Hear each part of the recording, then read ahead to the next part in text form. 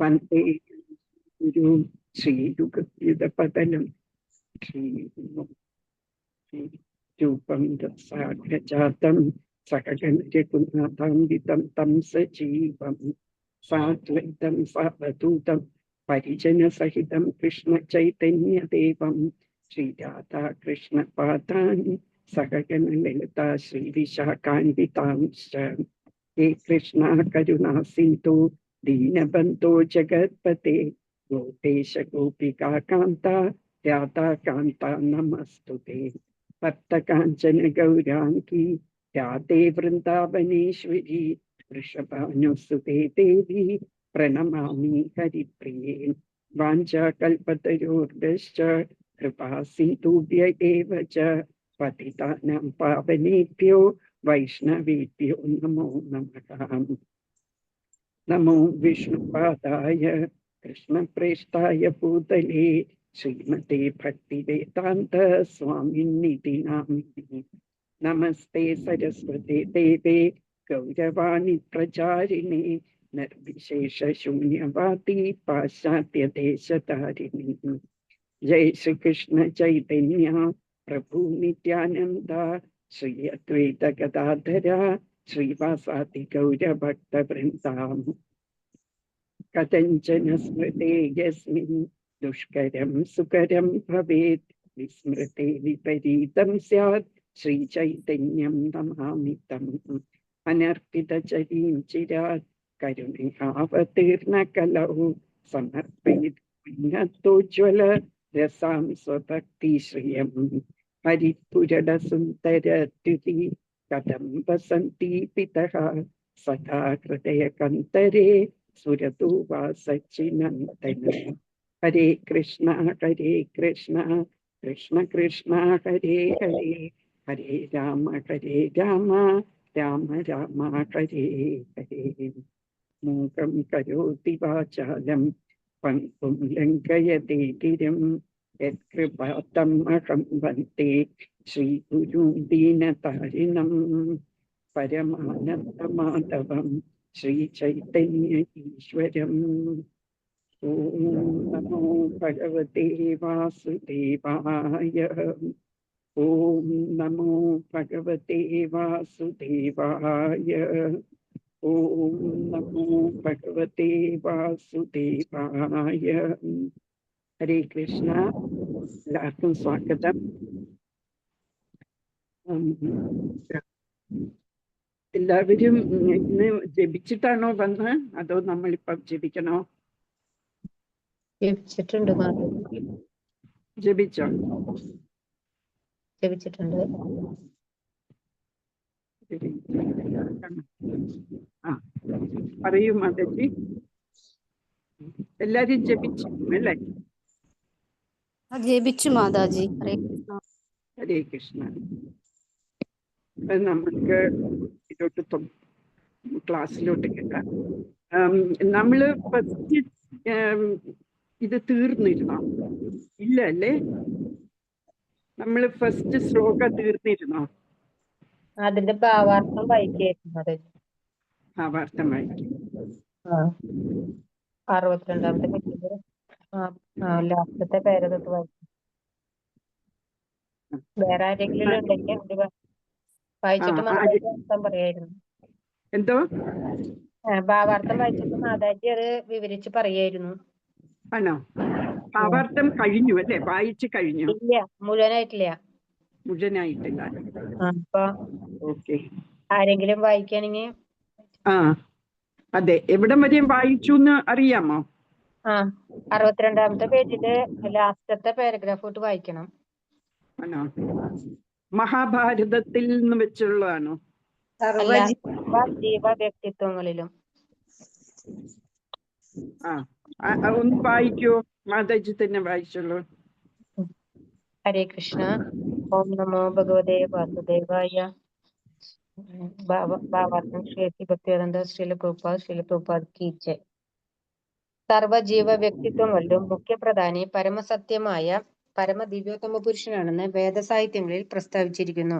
പ്രഥമ ജീവാത്മാവായ ബ്രഹ്മദേവൻ മുതൽ നിസ്സാരനായ ഉറുമ്പ് വരെ സമസ്തവും വ്യക്തിഗത ജീവാത്മാക്കളാകുന്നു. ബ്രഹ്മനുപരിയായിട്ടുള്ള മറ്റു ജീവാത്മാക്കൾക്കും വ്യക്തിഗത ശക്തികളുണ്ടെന്ന് മാത്രമല്ല, പരമദിവ്യോത്തമ പുരുഷനും അതുപോലുള്ളൊരു ആത്മാവാണ്. മറ്റു ഹരേ ജീവാത്മാ കൃഷ്ണ, ഒരു മിനിറ്റ് മാതാജി. ഹരേ കൃഷ്ണ. ഇത് ഭാഗവതമാണോ ഭഗവത്ഗീതയാണോ വായിക്കുന്നത്? ഭാഗവതല്ലേ ഇത്? ഭാഗവതം. നമ്മൾ പറഞ്ഞ തിങ്കളും ചൊവ്വയും ഭാഗവതവും ഇന്ന് ഭഗവത്ഗീതയല്ലേ? അതെല്ലേ? സോറി മാതാജി, ഭഗവത്ഗീതയാണ്. ഞാൻ ഭാഗവതം ക്ലാസ് വെച്ചിട്ട്. അല്ല, ഇന്ന് ഭഗവത്ഗീതയാണ്. ഭഗവത്ഗീതയാണ്. അതിൽ നമ്മള് ഭാവാർത്ഥം കഴിഞ്ഞു. എനിക്ക് ഞാൻ കേറാത്തോണ്ടേ അറിയില്ല അല്ലെ. എനിക്ക് തോന്നുന്നത് നമ്മള് ഈ ധൃതരാഷ്ട്രരുടെ കഥയൊക്കെ പറയായിരുന്നു. ഭാവാർത്ഥം കഴിഞ്ഞു. എന്നിട്ട് നമ്മള് ഈ ഒരു വേഴ്സ് മാത്രമാണ് ധൃതരാഷ്ട്രര്. ഈ ആദ്യത്തെ ശ്ലോകമാണ് കേട്ടോ മാതാജി. ഭഗവത്ഗീതയുടെ ഫസ്റ്റ് ധൃതരാഷ്ട്ര അത് കഴിഞ്ഞു. സഞ്ജയ് ഫസ്റ്റിലത്തെ അത് കഴിഞ്ഞു. അതിനുശേഷം വീണ്ടും സമയമുള്ളത് കൊണ്ട് വേറെ കുറെ കഥകളൊക്കെ പറഞ്ഞു തന്നിരുന്നു മാതാജി. അപ്പൊ തീർന്നു അല്ലേ? 1.1 തീർന്നു. അതെ ഫസ്റ്റിലെത്തത് കഴിഞ്ഞു. ഓക്കെ, അപ്പൊ നമുക്ക് രണ്ടാമത്തെ ഇതിലോട്ട് പോകാം. ലെസൺസ് ഒക്കെ പറഞ്ഞിരുന്നു. എൻ്റെ ഒരു ഓർമ്മ ശരിയാണെങ്കിൽ നമ്മൾ ലെസൺസ് എന്തൊക്കെ ഈ ആദ്യത്തെ വേഴ്സിൽ നിന്ന് എന്തൊക്കെ ലെസൺസ് നമുക്ക് എടുക്കാം എന്നുള്ളത് പറഞ്ഞിട്ടില്ല എന്ന് എനിക്ക് തോന്നുന്നു. ഏതായാലും അതൊന്ന് റിവൈസ് ചെയ്യാം. പറഞ്ഞിട്ടുണ്ടെങ്കിലും ഒന്ന് റിവൈസ് ചെയ്യാം. ഹരേ കൃഷ്ണ. അപ്പൊ നമ്മള് ഈ ഇതിൽ നിന്ന് ധൃതരാഷ്ട്രർ ചോദിക്കുകയാണ് സഞ്ജയന്റെ അടുത്ത് അവിടെ എന്താണ് നടന്നത് എന്ന്. അപ്പൊ നമ്മൾ പറഞ്ഞു സഞ്ജയൻ 10 ദിവസം കുരുക്ഷേത്രത്തിലുണ്ടായിരുന്നു. ഈ വോറെല്ലാം കണ്ടു 10 ദിവസം. എന്നിട്ട് 10ാമത്തെ ദിവസം ഭീഷ്മര് താഴെ വീഴും. ഈ മുറിവേറ്റ് താഴെ വീഴുമ്പോൾ സഞ്ജയൻ ധൃതരാഷ്ട്രരുടെയൊക്കെ ചെന്ന് ധൃതരാഷ്ട്രരൊക്കെ പറയാണ് ഇങ്ങനെയൊക്കെ സംഭവിച്ചു, ഭീഷ്മര് വീണു എന്ന് പറയും. അപ്പൊ ആകെ വെപ്രാളമായി ധൃതരാഷ്ട്രർക്ക്. ശരിക്കും ഈ 10ാം ദിവസത്തിന്റെ അകം ഭീമൻ 14 പേരെ 5ാമത്തെ ദിവസവും 4ാമത്തെ ദിവസം 14 ധൃതരാഷ്ട്ര മക്കളെ കൊന്നു. 8ാമത്തെ ദിവസം 17 പേരെ കൊന്നു. ഇത്രയും പേരെ ഓൾറെഡി കൊന്നു കഴിഞ്ഞു. അപ്പോഴാണ് ധൃതരാഷ്ട്രർക്ക് ന്യൂസ് വരുന്നത്, എന്താ ഈ ഭീഷ്മര് വീണു എന്നുള്ളത്. അപ്പം സഞ്ജയന്റെ അടുക്ക ചോദിക്കുക എന്തൊക്കെ അവിടെ നടന്നു എന്ന് ചോദിക്കുകയാണ്. അപ്പൊ സഞ്ജയൻ ആദ്യത്തെ ദിവസം തൊട്ടുള്ളത് പറയുകയാണ്. അവിടെ ധൃതരാഷ്ട്രരുടെ ഏറ്റവും ആകാംക്ഷ ആരെ കുറിച്ചാണ്? ദുര്യോധനനെ കുറിച്ച്. അതെ, ദുര്യോധനൻ എങ്ങനെയാ ഉണ്ടായെന്നുള്ള ഞാൻ പറഞ്ഞോ കഥ. വീണ് കിടക്കുമായിരുന്നു പറഞ്ഞു. അല്ലല്ല, അതല്ല. ദുര്യോധനൻ വീഴുന്നത് 18ാമത്തെ ദിവസമാണ്. ദുര്യോധനന് എങ്ങനെ ഉണ്ടായി എന്നുള്ള കഥ ഗാന്ധാരിക്കും ധൃതരാഷ്ട്രർക്കും ഉണ്ടായതാണ്. ദുര്യോധനനും ബാക്കി 100 പേരും 101 പേരാണ് അവര്. 1 പെൺകുട്ടിയാണ്. അത് ഞാൻ പറഞ്ഞോ? ഇല്ല, ഈ ക്ലാസ്സിൽ പറഞ്ഞില്ല എന്ന് തോന്നുന്നു. അപ്പോഴ് ധൃതരാഷ്ട്രര് എന്ത് ചെയ്യുന്ന വെച്ചാല് ഗാന്ധാരിയാണ് ധൃതരാഷ്ട്രരുടെ വൈഫ്. അപ്പൊ കല്യാണം കഴിക്കാൻ പോകുന്ന ആള് കണ്ണ് കാണാത്ത ആളാണെന്ന് അറിഞ്ഞപ്പോ അപ്പൊ തൊട്ട് ഗാന്ധാരി ഒരു തുണി വെച്ച് കണ്ണ് മൂടും. പിന്നെ കണ്ണ് തുറന്നിട്ടേയില്ല, കണ്ണ് മൂടി തന്നെയായിരിക്കുന്നുണ്ട്. അപ്പൊ ശരിക്കും ധൃതരാഷ്ട്രര് ബ്ലൈൻഡ് ആയ കാരണം രാജ്യം ഭരിക്കാന് രാജാവാക്കിയത് പാണ്ഡുവിനെയാണ്. പാണ്ഡു 2ാമത്തെ മകനാണ്, ധൃതരാഷ്ട്രാണ് ആദ്യത്തെ മകന്.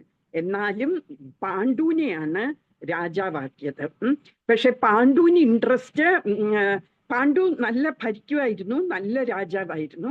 പക്ഷെ കുറച്ച് കഴിഞ്ഞപ്പോഴത്തേക്കും ഇൻട്രസ്റ്റ് ഇങ്ങനെ സീനിക് ബ്യൂട്ടിയുള്ള സ്ഥലത്തും വനത്തിലും ഒക്കെ താമസിക്കാനായിരുന്നു ഇൻട്രസ്റ്റ്.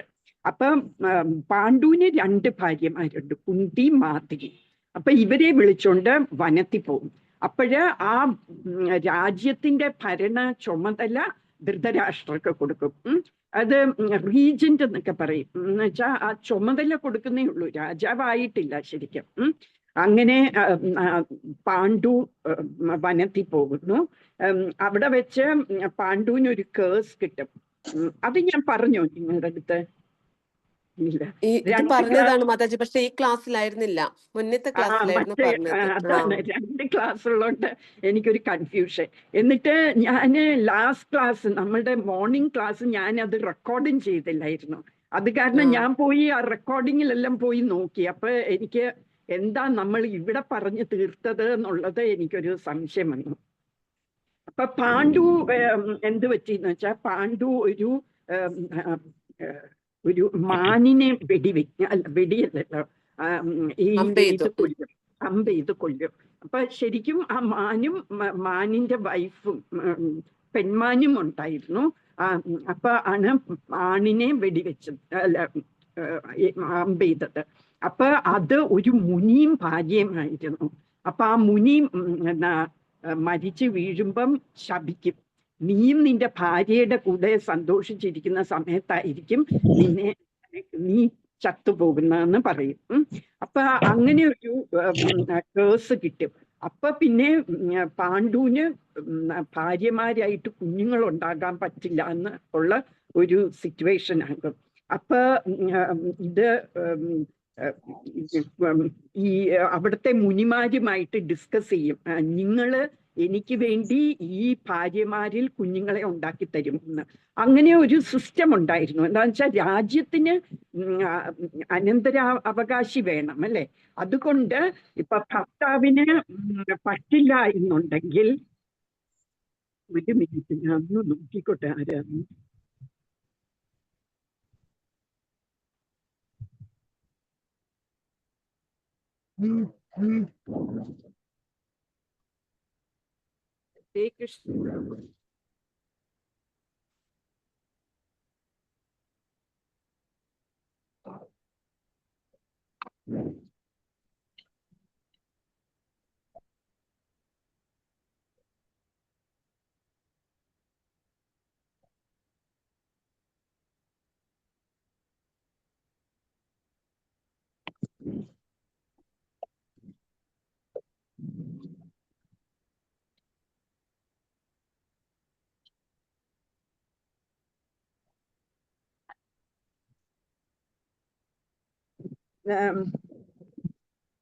ഹരേ കൃഷ്ണ.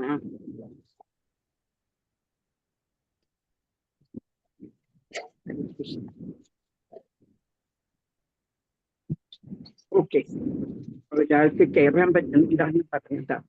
അപ്പോഴ് ഈ പാണ്ഡു ഈ സേജസിന്റെ അടുക്ക ചോദിക്കും, നിങ്ങള് എനിക്ക് വേണ്ടി എൻ്റെ ഭാര്യമാരില് കുട്ടികളെ തരുമോ എന്ന് ചോദിക്കും. അപ്പം they were ready. അപ്പൊ പാണ്ഡു കുന്തി ദേവിയെ അപ്രോച്ച് ചെയ്തിട്ട് പറയും, ഇങ്ങനെ അവർക്ക് ഓക്കെയാണ്, അപ്പം അവരിൽ നിന്ന് നമുക്ക് കുട്ടികളെ ഉണ്ടാക്കാം എന്ന് പറയുമ്പം കുന്തി ദേവി പറയും, എനിക്ക് ഓൾറെഡി ഞാൻ ചെറുപ്പമായിരുന്നപ്പം, ഞാൻ കല്യാണം കഴിക്കുന്നതിന് മുമ്പ് എനിക്ക് ദുർവാസ മുനി ഒരു വരം തന്നിട്ടുണ്ട്. ആ വരം വെച്ച് എനിക്ക് ഏത് ദേവന്മാരെ വേണമെങ്കിലും വിളിക്കാം എന്ന് പറയും. അപ്പൊ പാണ്ഡുവിന് വളരെ സന്തോഷമാവും. അപ്പൊ പാണ്ഡു പറയും, എന്നാൽ നമുക്ക് ധർമ്മരാജനെ വിളിക്കാം, യമരാജനെ വിളിക്കാം എന്ന് പറയും. അങ്ങനെ യമരാജനിൽ നിന്ന് കുന്തി ദേവിക്ക് ഉണ്ടാകുന്നതാണ് യുധിഷ്ഠിരൻ. അപ്പൊ അവരങ്ങനെ യുധിഷ്ഠിരനായിട്ട് വളരെ സന്തോഷമായിട്ടിരിക്കും. കുറച്ചു കാലം കഴിയുമ്പോൾ, എന്നാൽ നമുക്ക് ഇനിയൊരു കാര്യം ചെയ്യാം, അപ്പൊ നല്ല ധർമ്മഷ്ഠനായിരിക്കും യുധിഷ്ഠിരൻ. അപ്പൊ ഇനി നമുക്കൊരു ശക്തനായ ഒരു മകനെ വേണം, അതുകൊണ്ട് വായു ഭഗവാനെ വിളിക്കാൻ പറയും. അങ്ങനെ വായു ഭഗവാനിൽ നിന്ന് കിട്ടിയതാണ് ഭീമൻ. ഭയങ്കര ശക്തിശാലിയായിരുന്നു ഭീമന്. ഭീമനെ ഒരു ദിവസം ഇങ്ങനെ ഒരു വനത്തില് ഇങ്ങനെ കുഞ്ഞുമായിട്ട് ഇരിക്കുകയായിരുന്നു. കുന്തി ദേവിയും പാണ്ഡുവും അടുത്തിരിപ്പുണ്ടായിരുന്നു.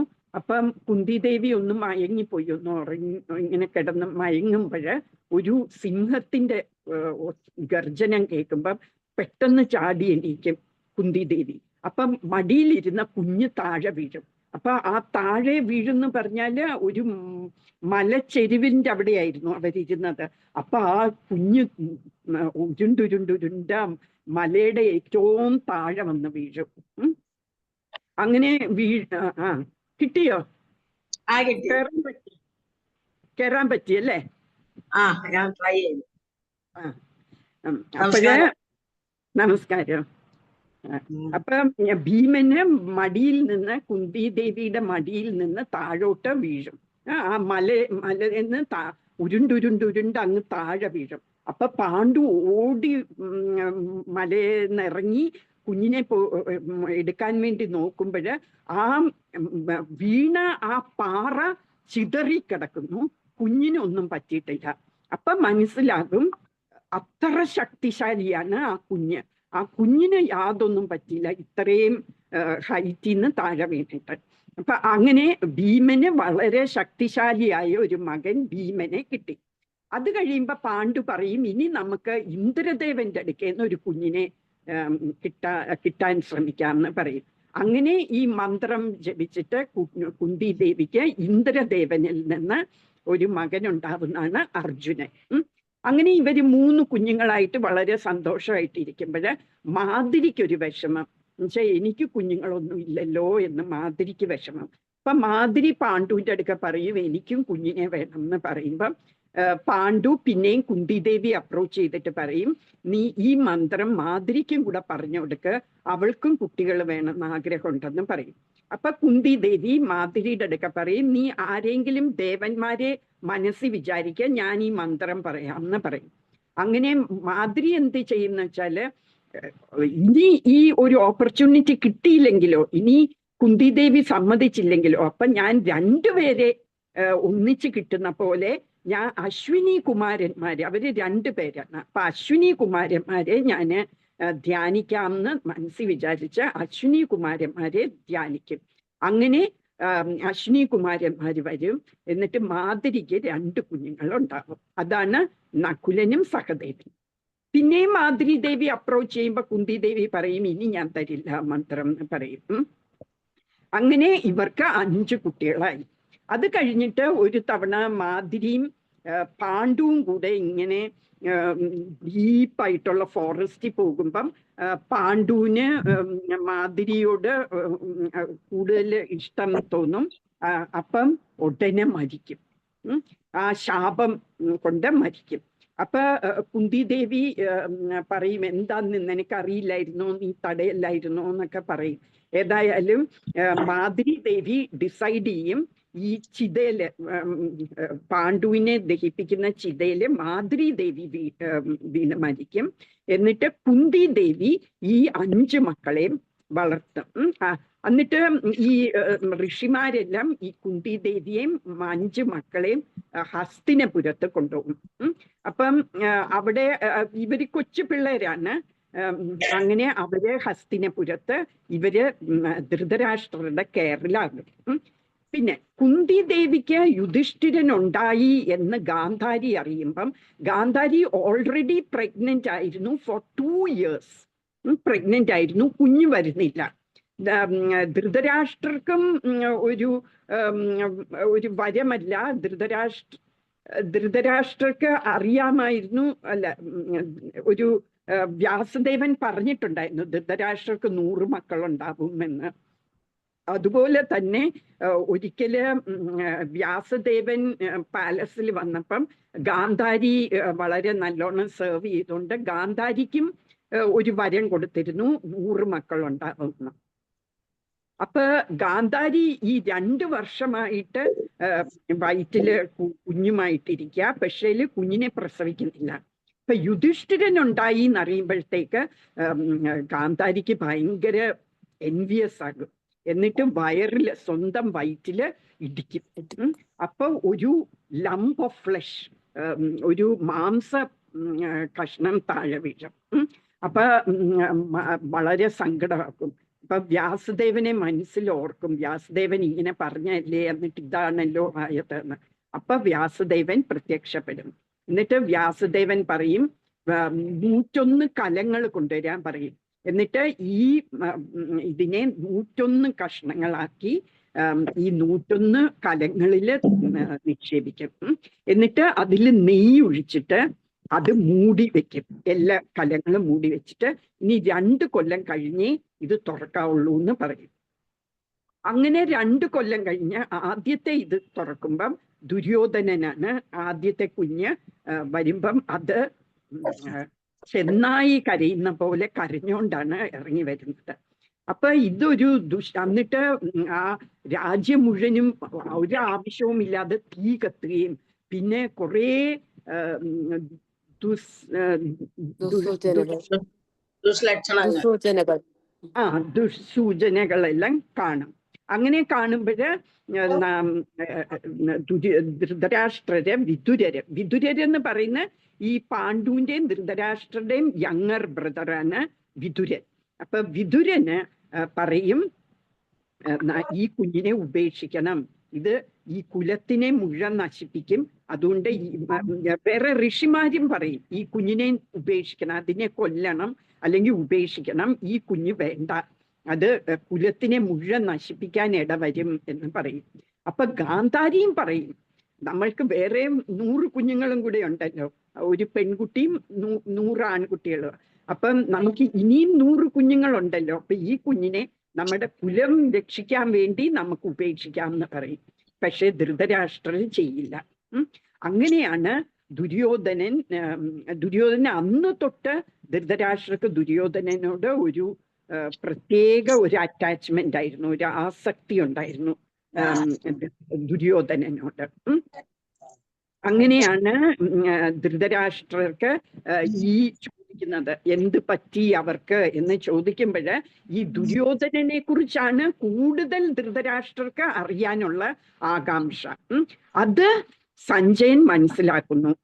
എന്നിട്ട് സഞ്ജയൻ അടുത്ത ശ്ലോകത്തിൽ സംസാരിക്കാൻ തുടങ്ങുമ്പോൾ സഞ്ജയൻ ദുര്യോധനനെ വെച്ചിട്ടാണ് ആദ്യം ദുര്യോധനൻ എന്ത് ചെയ്തു എന്ന് പറഞ്ഞാണ് തുടങ്ങുന്നത്. ഇപ്പം ഈ ശ്ലോകത്തിലെ അപ്പൊ ഞാൻ ഒന്നും തന്നെ പറഞ്ഞിട്ടില്ല എന്ന് തോന്നുന്നു കേട്ടോ. തുടങ്ങാൻ പോയതേ ഉള്ളൂ എന്ന് തോന്നുന്നു. എനിവേ, അപ്പൊ ഇങ്ങനെയാണ് സഞ്ജയന്റെ അടുക്കൽ ചോദിക്കുന്നത്. അപ്പൊ സഞ്ജയന് ഒരു ദിവ്യ ദൃഷ്ടി കൊടുത്തിട്ടുണ്ട് വ്യാസദേവൻ. ആ ദിവ്യ ദൃഷ്ടി കൊണ്ട് കുരുക്ഷേത്രത്തിൽ നടക്കുന്നതെല്ലാം ഹസ്തിനപുരത്ത് ഇരുന്ന് കാണാൻ പറ്റും, ഹൃദയത്തിൽ കാണാൻ പറ്റും. ഇന്ന് നമ്മൾ TV സെറ്റിൽ കാണുന്ന പോലെ, ദൂര സ്ഥലത്ത് നടക്കുന്ന സംഗതികൾ നമ്മൾ TV സെറ്റിൽ കാണുന്ന പോലെ സഞ്ജയന് ഹസ്തിനപുരത്തിരുന്ന് എന്താണ് ആ കുരുക്ഷേത്രത്തിൽ നടക്കുന്നത് എന്ന് മനസ്സിലാക്കാൻ പറ്റും. അതാണ് 11ാമത്തെ ദിവസം തൊട്ട് സഞ്ജയൻ ആ റണ്ണിങ് കമന്ററിയാണ് പറയുന്നത്. അവിടെ എന്തൊക്കെ നടക്കുന്നു എന്നുള്ളത് ആ ദിവ്യദൃഷ്ടി കൊണ്ട് കണ്ടിട്ട് പറയുകയാണ്. പക്ഷെ ഈ ആദ്യത്തെ 10 ദിവസത്തെ പറയുന്നത് he had virtually seen it, അത് കണ്ടു, കുരുക്ഷേത്രത്തിൽ ഉണ്ടായിരുന്നു. അപ്പൊ കുരുക്ഷേത്രത്തിൽ വെച്ച് കണ്ടത് എന്താണ് എന്നാണ് വിവരിക്കുന്നത്. അപ്പം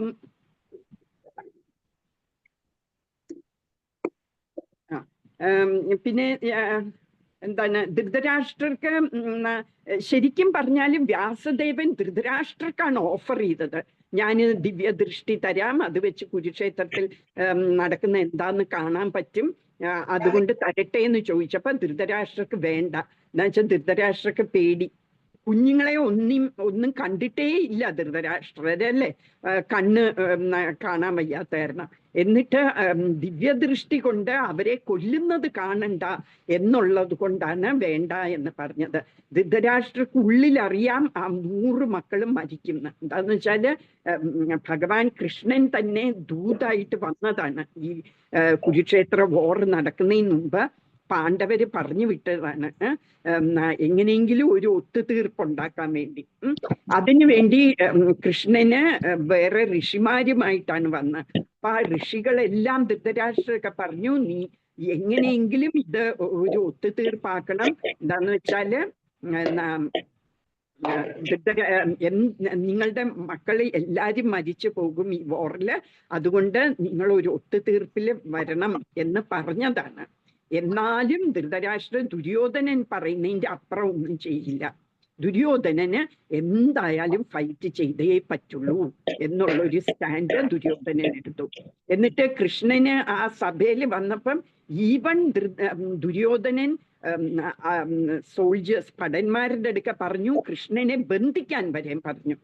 കൃഷ്ണനോട് കൃഷ്ണൻ ഇത് ചോദിക്കാൻ വേണ്ടി വന്ന കൃഷ്ണനെ ബന്ധിക്കാൻ വരെയും ഈ ദുര്യോധനൻ പറഞ്ഞു. അപ്പം എന്ത് ചെയ്തു? ഭഗവാൻ വിശ്വരൂപം കാണിച്ചു. ഭഗവാന്റെ ശരീരത്തിൽ നിന്ന് എല്ലാ ദേവന്മാരും ഇറങ്ങി വരുന്നത്.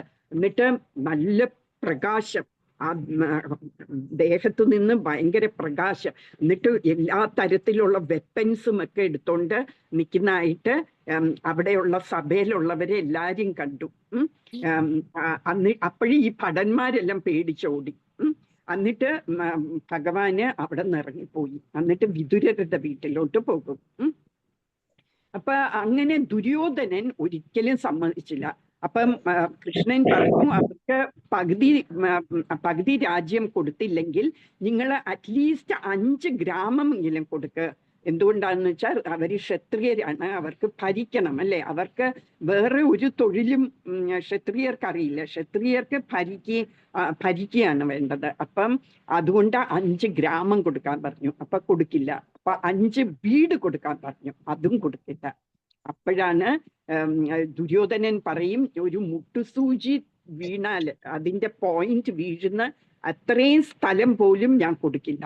അവർക്ക് വേണം എന്ന് വെച്ചാൽ അവര് ഫൈറ്റ് ചെയ്ത് നേടട്ടെ എന്ന് പറയുന്നത്. അങ്ങനെയാണ് ഫൈറ്റ് ഇന്നെവിറ്റബിൾ ആയി വന്നത്. ഈ വോറ് ഇന്നെവിറ്റബിൾ ആയി, അത് നടന്നേ പറ്റുള്ളൂ എന്നായി. ഈവൻ ഭീമസേനൻ പോലും, ഭീമനാണ് ഏറ്റവും ശത്രുതയുള്ളത് ഈ ദുര്യോധനാദികളോട്. അപ്പൊ ഭീമസേനൻ പോലും കൃഷ്ണൻ പുറപ്പെടുന്ന സമയത്ത് പറയും, കൃഷ്ണ എങ്ങനെയെങ്കിലും അവരെ കൊണ്ട് സമ്മതിപ്പിക്കണം എന്ന് പറയും. അപ്പം കൃഷ്ണൻ കളിയാക്കി പറയും, ഓ നിനക്കും പേടിയായോ? ഇത്ര വീരശൂരനൊക്കെ ആയിട്ട് വോറ് നടക്കാറായപ്പോഴത്തേക്കും നിനക്കും പേടിയായോ എന്ന് ചോദിക്കും. അപ്പൊ പറയും, എനിക്ക് പേടിയൊന്നുമില്ല. എന്നിട്ട് ഭീമൻ ഈ ദ്രൗപദിയുടെ വസ്ത്രാക്ഷേപത്തിന്റെ സമയത്ത് അതിന്റെ സമയത്ത് ഭീമന് പറഞ്ഞു, ഞാൻ ഈ 100 മക്കളെ ഞാൻ കൊല്ലും എന്ന് പറഞ്ഞിരുന്നു. അപ്പൊ ആ വൗ തീർച്ചയായിട്ടും ഞാൻ നടപ്പിലാക്കും. അത് കഴിയുന്നോളം ഒരു ബ്ലഡ് ഷെഡ് വേണ്ട എന്ന് വെച്ചിട്ടാണ് ഞാൻ പറയുന്നത് എന്ന് ഭീമസേനൻ പറയും. പക്ഷേല് ഭഗവാൻ പറയും, എനിക്കറിയാം ദുര്യോധനൻ ഇതിലേക്കില്ല എന്ന് എനിക്കറിയാം. പക്ഷെ ഞാൻ പിന്നെയും പോകുന്നത് എന്തിനാന്ന് വെച്ചാൽ ലോകം അറിയണം, പാണ്ഡവരല്ല ഇതിന് കാരണം, പാണ്ഡവര് ഇതിന് എഗെയിൻസ്റ്റ് ആയിരുന്നു ഈ വോറില് എന്ന് ലോകം അറിയാൻ വേണ്ടി മാത്രമാണ് ഞാൻ പോകുന്നത് എന്ന് പറയും. അങ്ങനെയാണ് വോറ് നടക്കുന്നത്. അപ്പൊ ഈ 2 പേരും ഈ കുരുക്ഷേത്രത്തിൽ വരികയാണ് അല്ലെ. കുരുക്ഷേത്രം എന്ന് പറയുന്ന ധർമ്മക്ഷേത്രമാണ്. ആദ്യം ഈ ഭഗവത്ഗീത തുടങ്ങുന്നത് തന്നെ ഏത് വാക്ക് വെച്ചാണ്? ധർമ്മം. ധർമ്മക്ഷേത്രേ കുരുക്ഷേത്രേ. അപ്പൊ ഈ ബുക്ക് തന്നെ ധർമ്മത്തിനെ കുറിച്ചുള്ള ബുക്കാണ്. പണ്ട് കാലത്തൊക്കെ നോട്ട് ഓൺലി ഗ്രന്ഥങ്ങളില്, ഈ ആധ്യാത്മിക ഗ്രന്ഥങ്ങളിലല്ല, വെറും ഗ്രന്ഥങ്ങളിൽ തന്നെ അവര് ഏതാണ് subject matter of the book എന്ന് വെച്ചാൽ ആ വാക്ക് വെച്ചായിരിക്കും തുടങ്ങുന്നത് അവരുടെ ഇത്. അതുപോലെ ധർമ്മത്തിനെ കുറിച്ചാണ് ഈ ബുക്കിൽ തന്നെ പറയുന്നത്. ധർമ്മം എന്താണെന്ന് ഞാൻ പറഞ്ഞു ഈ ക്ലാസ്സില്, ജസ്റ്റ് ഓടിച്ച് പറയാം.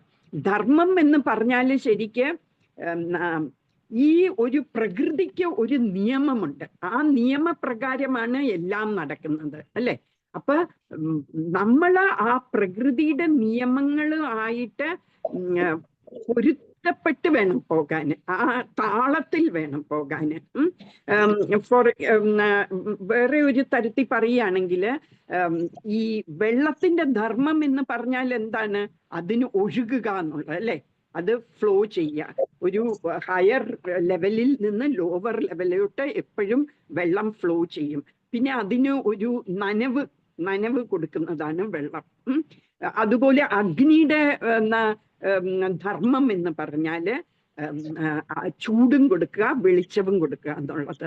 അതുപോലെ മനുഷ്യരുടെ ലിവിങ് ബീയിങ്സ്, എല്ലാ ജീവജാലങ്ങളുടെയും ധർമ്മം, ആത്മീയമായിട്ടുള്ള ധർമ്മം എന്ന് പറയുന്നത് നമ്മള് ഭഗവാനെ സേവിക്കുക എന്നുള്ളതാണ് ഈ ആത്മാവിന്റെ ധർമ്മം. ഏത് ലിവിങ് എൻറ്റിറ്റീസിന്റെയും ഉള്ളിലുള്ള ആത്മാവിന്റെ ധർമ്മം ഭഗവാനെ സേവിക്കുക എന്നുള്ളതാണ്. എന്തുകൊണ്ടാന്ന് വെച്ചാൽ ഈ ആത്മാവെന്ന് പറയുന്ന ഭഗവാന്റെ ഒരു അംശം തന്നെയാണ്. അതുകൊണ്ട് ഈ അംശത്തിന് എപ്പോഴും ഹോൾ, ആ മുഴുവനുമുള്ള അതിനെ സേവിക്കുക എന്നുള്ളതാണ് അല്ലെ. അപ്പൊ ഞാൻ അതിനൊരു ഉദാഹരണം പറഞ്ഞു. നമ്മളുടെ കൈയിന്റെ ധർമ്മം ഈ ദേഹത്തിനെ, ഈ ശരീരത്തിനെ സെർവ് ചെയ്യുക എന്നുള്ളതാണ്. ഈ കൈയിന്റെ ഓരോ ലിംബിന്റെ, നമ്മളുടെ ഓരോ അവയവത്തിന്റെയും ധർമ്മം നമ്മളുടെ ഈ ബോഡീനെ സെർവ് ചെയ്യുക എന്നുള്ളതാണ്. അതുകൊണ്ടാണ് കൈ കൊണ്ട് നമ്മൾ ആഹാരം വായിക്കൂടി നമ്മളുടെ സ്റ്റൊമക്കിൽ കൊടുക്കുന്നത്. എന്നിട്ട് ആ സ്റ്റൊമക്കിൽ ഡൈജസ്റ്റ് ചെയ്തിട്ട് അതിന്റെ എനർജി എല്ലാ ലിംസിലും വരുന്നു. അതുപോലെയാണ് എല്ലാ അംശങ്ങള്, ഭഗവാന്റെ അംശങ്ങളായ ഓരോ ആത്മാവും, ജീവാത്മാവും ഭഗവാനെ സെർവ് ചെയ്യുക എന്നുള്ളതാണ് ധർമ്മം. എന്നിട്ട് അതുവഴിയാണ് നമ്മൾക്ക് അത് ഭഗവാനുമായിട്ട് നമ്മള് ഒത്തൊരുമിച്ച് ഭഗവാന്റെ ഇച്ഛ അനുസരിച്ച് ജീവിക്കുക. അതാണ് നമ്മൾ ചെയ്യേണ്ടത്.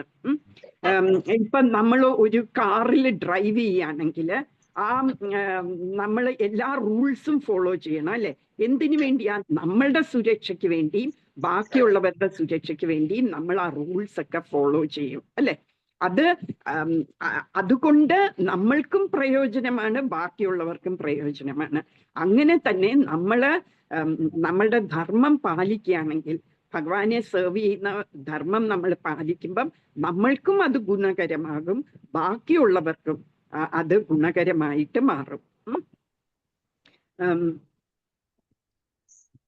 അതാണ് ധർമ്മത്തിന്റെ അർത്ഥം. എന്നാൽ നമ്മൾക്ക് ഭൗതിക ലോകത്തിലും പല ധർമ്മങ്ങളുണ്ട്. നമ്മൾക്ക് നമ്മളുടെ കുട്ടികളോട്, നമ്മളുടെ ഫാമിലിയോട് ഒരു ധർമ്മമുണ്ട്. നമ്മൾ രാവിലെ എണീറ്റ് ആഹാരം ഉണ്ടാക്കുക, ഇതെല്ലാം നമ്മളുടെ ഒരു ധർമ്മമാണ്. അത് കഴിഞ്ഞിട്ട് നമ്മൾ ഓഫീസിൽ പോവുകയാണെന്ന് വെച്ചാൽ ആ ഓഫീസിൽ നമ്മൾ സെർവ് ചെയ്യുന്നതും നമ്മളുടെ ധർമ്മമാണ്. പലപ്പോഴും രണ്ട് ധർമ്മങ്ങൾ തമ്മിൽ ഓപ്പോസിറ്റ് ഡയറക്ഷനിൽ നമ്മളെ വലിക്കും. നമ്മൾക്ക് കുഞ്ഞിന്റെ ബർത്ത്ഡേ ആഘോഷിക്കാൻ പറ്റാതെ വരും, ഓഫീസിൽ എന്തെങ്കിലും അത്യാവശ്യമായിട്ട് നമുക്ക് പോകണം എന്നുള്ളൊരു അവസ്ഥ വരുമ്പം നമ്മൾ കുട്ടിയുടെ പിറന്നാൾ ആഘോഷിക്കാതെ വന്നിരിക്കും. അതെല്ലാം നമ്മളപ്പം ചിന്തിക്കും, ഏതാണ് കൂടുതൽ നമ്മൾ ചെയ്യേണ്ടത്, ഏത് ധർമ്മമാണ് നമ്മൾ കൂടുതൽ പാലിക്കേണ്ടത് ആ ഒരു അവസ്ഥയിൽ എന്ന് നമ്മൾ ചിന്തിച്ചിട്ട് അത് നമ്മൾ ചെയ്യും. അതുപോലെ തന്നെ അങ്ങനെ നമ്മൾ ഓരോ ധർമ്മവും നമ്മൾ ആലോചിച്ചിട്ടാണ് ഈ ഒരു സിറ്റുവേഷനിൽ ഞാൻ ഏതിനാണ് കൂടുതൽ പ്രയോറിറ്റി കൊടുക്കേണ്ടത് എന്ന് ചിന്തിച്ചിട്ട് നമ്മൾ ചെയ്യും. അപ്പൊ അർജുനനും അങ്ങനെ തന്നെ രണ്ട് ധർമ്മങ്ങള് ഓപ്പോസിറ്റ് ഡയറക്ഷനിൽ വലിക്കുകയായിരുന്നു. കുലധർമ്മം, അർജുനൻ ഇങ്ങനെ ആ യുദ്ധകളത്തിൽ നോക്കുമ്പം എല്ലായിടും ചുറ്റോട് ചുറ്റും രണ്ട് ആർമിയിലും എല്ലാവരും ബന്ധുക്കളാണ്, സ്വന്തം ബ്രദേഴ്സ്, കസിൻസ് ഒക്കെയാണ് രണ്ട് സൈഡിലുമുള്ളത്. അപ്പൊ ഞാൻ കുലത്തിനെ സംരക്ഷിക്കേണ്ട എൻ്റെ കർത്തവ്യമല്ലേ, എൻ്റെ ധർമ്മമല്ലേ എന്ന് ചിന്തിച്ചു. എന്നാൽ ഒരു ക്ഷത്രിയന്റെ ധർമ്മം എന്താന്ന് വെച്ചാൽ ജനങ്ങളെ സംരക്ഷിക്കുക എന്നുള്ളതാണ്. അപ്പൊ അതും ഒരു സൈഡിലുണ്ട്. ഈ അധർമ്മികളായ ധൃതരാഷ്ട്രയുടെ മക്കളെ മാറ്റി ഇവര് രാജ്യം ഭരിച്ചാലേ ഈ ജനങ്ങൾക്ക് നല്ലത് വരുള്ളൂ. അതുകൊണ്ട് ജനങ്ങളെ തൃപ്തിപ്പെടുത്തണമെങ്കിൽ, ജനങ്ങൾക്ക് സംരക്ഷണം കൊടുക്കണം എന്നുണ്ടെങ്കിൽ ഈ ദുര്യോധനാദികളെ വധിക്കേണ്ട ആവശ്യമുണ്ട്. അപ്പൊ ഇതിൽ ഏത് ധർമ്മം വേണം പാലിക്കാനുള്ളത് എന്ന് അർജുനനൊരു കൺഫ്യൂഷൻ വരും. അപ്പോഴാണ് കൃഷ്ണന്റെ അടുക്കല് 2ാമത്തെ ചാപ്റ്ററിലെ 7ാമത്തെ ശ്ലോകത്തിൽ പറയുന്ന, കൃഷ്ണ, ഞാൻ ആകെ കൺഫ്യൂസ്ഡ് ആണ്, എൻ്റെ ഗുരു എന്ന ഒരു സ്ഥാനം എടുത്തിട്ട് എന്നെ ഉപദേശിച്ച് തരണം, ഞാൻ എന്താ ചെയ്യേണ്ടത് എന്ന് ചോദിക്കുന്നത്. അപ്പോഴ് അതാണ് ഇവിടുത്തെ സിറ്റുവേഷൻ. ഇപ്പം 2 കൂട്ടരും ഇങ്ങനെ ഈ ഇതില് യുദ്ധകളത്തിൽ വന്നിരിക്കുകയാണ്. അപ്പം ധൃതരാഷ്ട്രർക്ക് അറിയണം അവിടെ എന്തൊക്കെ നടന്നു ആ കുരുക്ഷേത്ര യുദ്ധകളത്തില് എന്നറിയാൻ വേണ്ടിയാണ് സഞ്ജയന്റെ അടുക്കൽ ചോദിക്കുന്നത്. ഇപ്പൊ ഞാൻ പറഞ്ഞു, ധൃതരാഷ്ട്ര എന്നുള്ള പേരിന്റെ അർത്ഥം, ധൃത എന്ന് പറഞ്ഞാൽ ടു ഹോൾഡ് ഓൺ ടൈറ്റ്ലി, അത് ഹോൾഡ് ചെയ്യുക. അത് രാഷ്ട്രത്തിനെ ഭയങ്കര അത്യാഗ്രഹമായിരുന്നു. ആ രാഷ്ട്രം എനിക്ക് തന്നെ വേണം, ഞാൻ കഴിഞ്ഞാൽ എൻ്റെ മക്കൾക്ക് വേണം എന്നുള്ള ഒരു ഭയങ്കര സെൽഫിഷ് ഇൻട്രസ്റ്റ് ആയിരുന്നു ധൃതരാഷ്ട്രക്ക്. ഇനി ദുര്യോധനൻ എന്ന് പറഞ്ഞാൽ അതിന്റെ അർത്ഥം ശരിക്കും അയോധ്യൻ, ദുര്യോധനൻ എന്ന് പറഞ്ഞ വാർഫീൽഡില് എപ്പോഴും തോക്കുന്ന ആള് എന്നൊരർത്ഥം അതിനുണ്ട്. ദുര്യോധനൻ എന്ന് പറഞ്ഞാല് ഫൈറ്റിങ്ങില് എപ്പോഴും അയാള് ഒരു ബാഡ് ഫൈറ്റർ ആയിരിക്കും, അല്ലെങ്കിൽ തെറ്റായ ഇന്റൻഷൻ, തെറ്റായ ഒരു കാര്യത്തിന് വേണ്ടി ഫൈറ്റ് ചെയ്യുന്ന ആള് എന്നാണ് ദുര്യോധനന്റെ അർത്ഥം. ദുശാസനൻ എന്ന് പറഞ്ഞാല് അനുശാസൻ എന്ന് പറഞ്ഞാൽ എന്താ, ഡിസിപ്ലിൻ എന്നുള്ള അർത്ഥമാണ്. അപ്പൊ ദുശാസൻ എന്ന് പറഞ്ഞാൽ ഒരു ഡിസിപ്ലിനും ഇല്ലാത്ത ഒരു വ്യക്തി എന്നാണ്. ശരിക്കും അങ്ങനെ മക്കൾക്ക് പേരിടുമോ ആരെങ്കിലും? ഇല്ല. അതുകൊണ്ട് ദുര്യോധനന് ശരിക്കും വേറെ ഒരു അർത്ഥവും പറയാം നമുക്ക്. ദുര്യോധനൻ എന്ന് പറഞ്ഞാൽ ഫൈറ്റ് ചെയ്യാൻ ആർക്കും, ഈ ഒരു ആളുടെ അടുത്ത് ഫൈറ്റ് ചെയ്യാനുള്ള ധൈര്യം കാണില്ല. അവർക്ക് ആർക്കും ഈ വ്യക്തിയുടെ കൂടെ ഫൈറ്റ് ചെയ്യാൻ പറ്റില്ല എന്നുള്ള അർത്ഥം കൂടിയുണ്ട് ദുര്യോധനന്. അപ്പൊ അതുപോലെ 2 അർത്ഥം നമ്മൾക്ക് പറയാം. യുധിഷ്ഠിരൻ എന്ന് പറഞ്ഞാല്, യുധി എന്ന് പറഞ്ഞാൽ വാർഫീൽഡ് എന്നാണ് അർത്ഥം, യുദ്ധക്കളം. യുധിഷ്ഠിരൻ സ്ഥിരമായിട്ടിരിക്കുന്നത്. ഈ യുദ്ധക്കളത്തില് എന്തൊക്കെ പ്രചോദനം, എന്തൊക്കെ ചലഞ്ചസ് വന്നാലും, എന്തൊക്കെ അതിന് എഗെയിൻസ്റ്റ് ആയിട്ട് ആരൊക്കെ എന്തെങ്കിലുമൊക്കെ ചലഞ്ച് ചെയ്യുകയോ എന്തൊക്കെ മിസ്ഫോർച്യൂൺസ് അവിടെ വന്നാലും ഒക്കെ സ്ഥിര മനസ്സായിരിക്കും, ഫിക്സ്ഡ് ആയിരിക്കും ആ മനസ്സ്, എപ്പോഴും കാമായിട്ടിരിക്കും. അതിനാണ് യുധിഷ്ഠിരൻ എന്നുള്ള പേരിന്റെ അർത്ഥം. അപ്പൊ സഞ്ജയനും ഉണ്ട് ഒരർത്ഥം, സഞ്ജയ. ജയ എന്ന് പറഞ്ഞാൽ എപ്പോഴും വിക്ടോറിയസ്. സന്ത് എന്ന് പറഞ്ഞാൽ, സൺ എന്ന് പറഞ്ഞാല് കംപ്ലീറ്റ്ലി, എപ്പോഴും കംപ്ലീറ്റ്ലി വിക്ടോറിയസ് ആയിരിക്കും എന്നുള്ള അർത്ഥമാണ്. അപ്പൊ സഞ്ജയ അടുക്കേന്നാണ് ധൃതരാഷ്ട്രർ ഈ മെസ്സേജ് കിട്ടുന്നത്, അല്ലെ?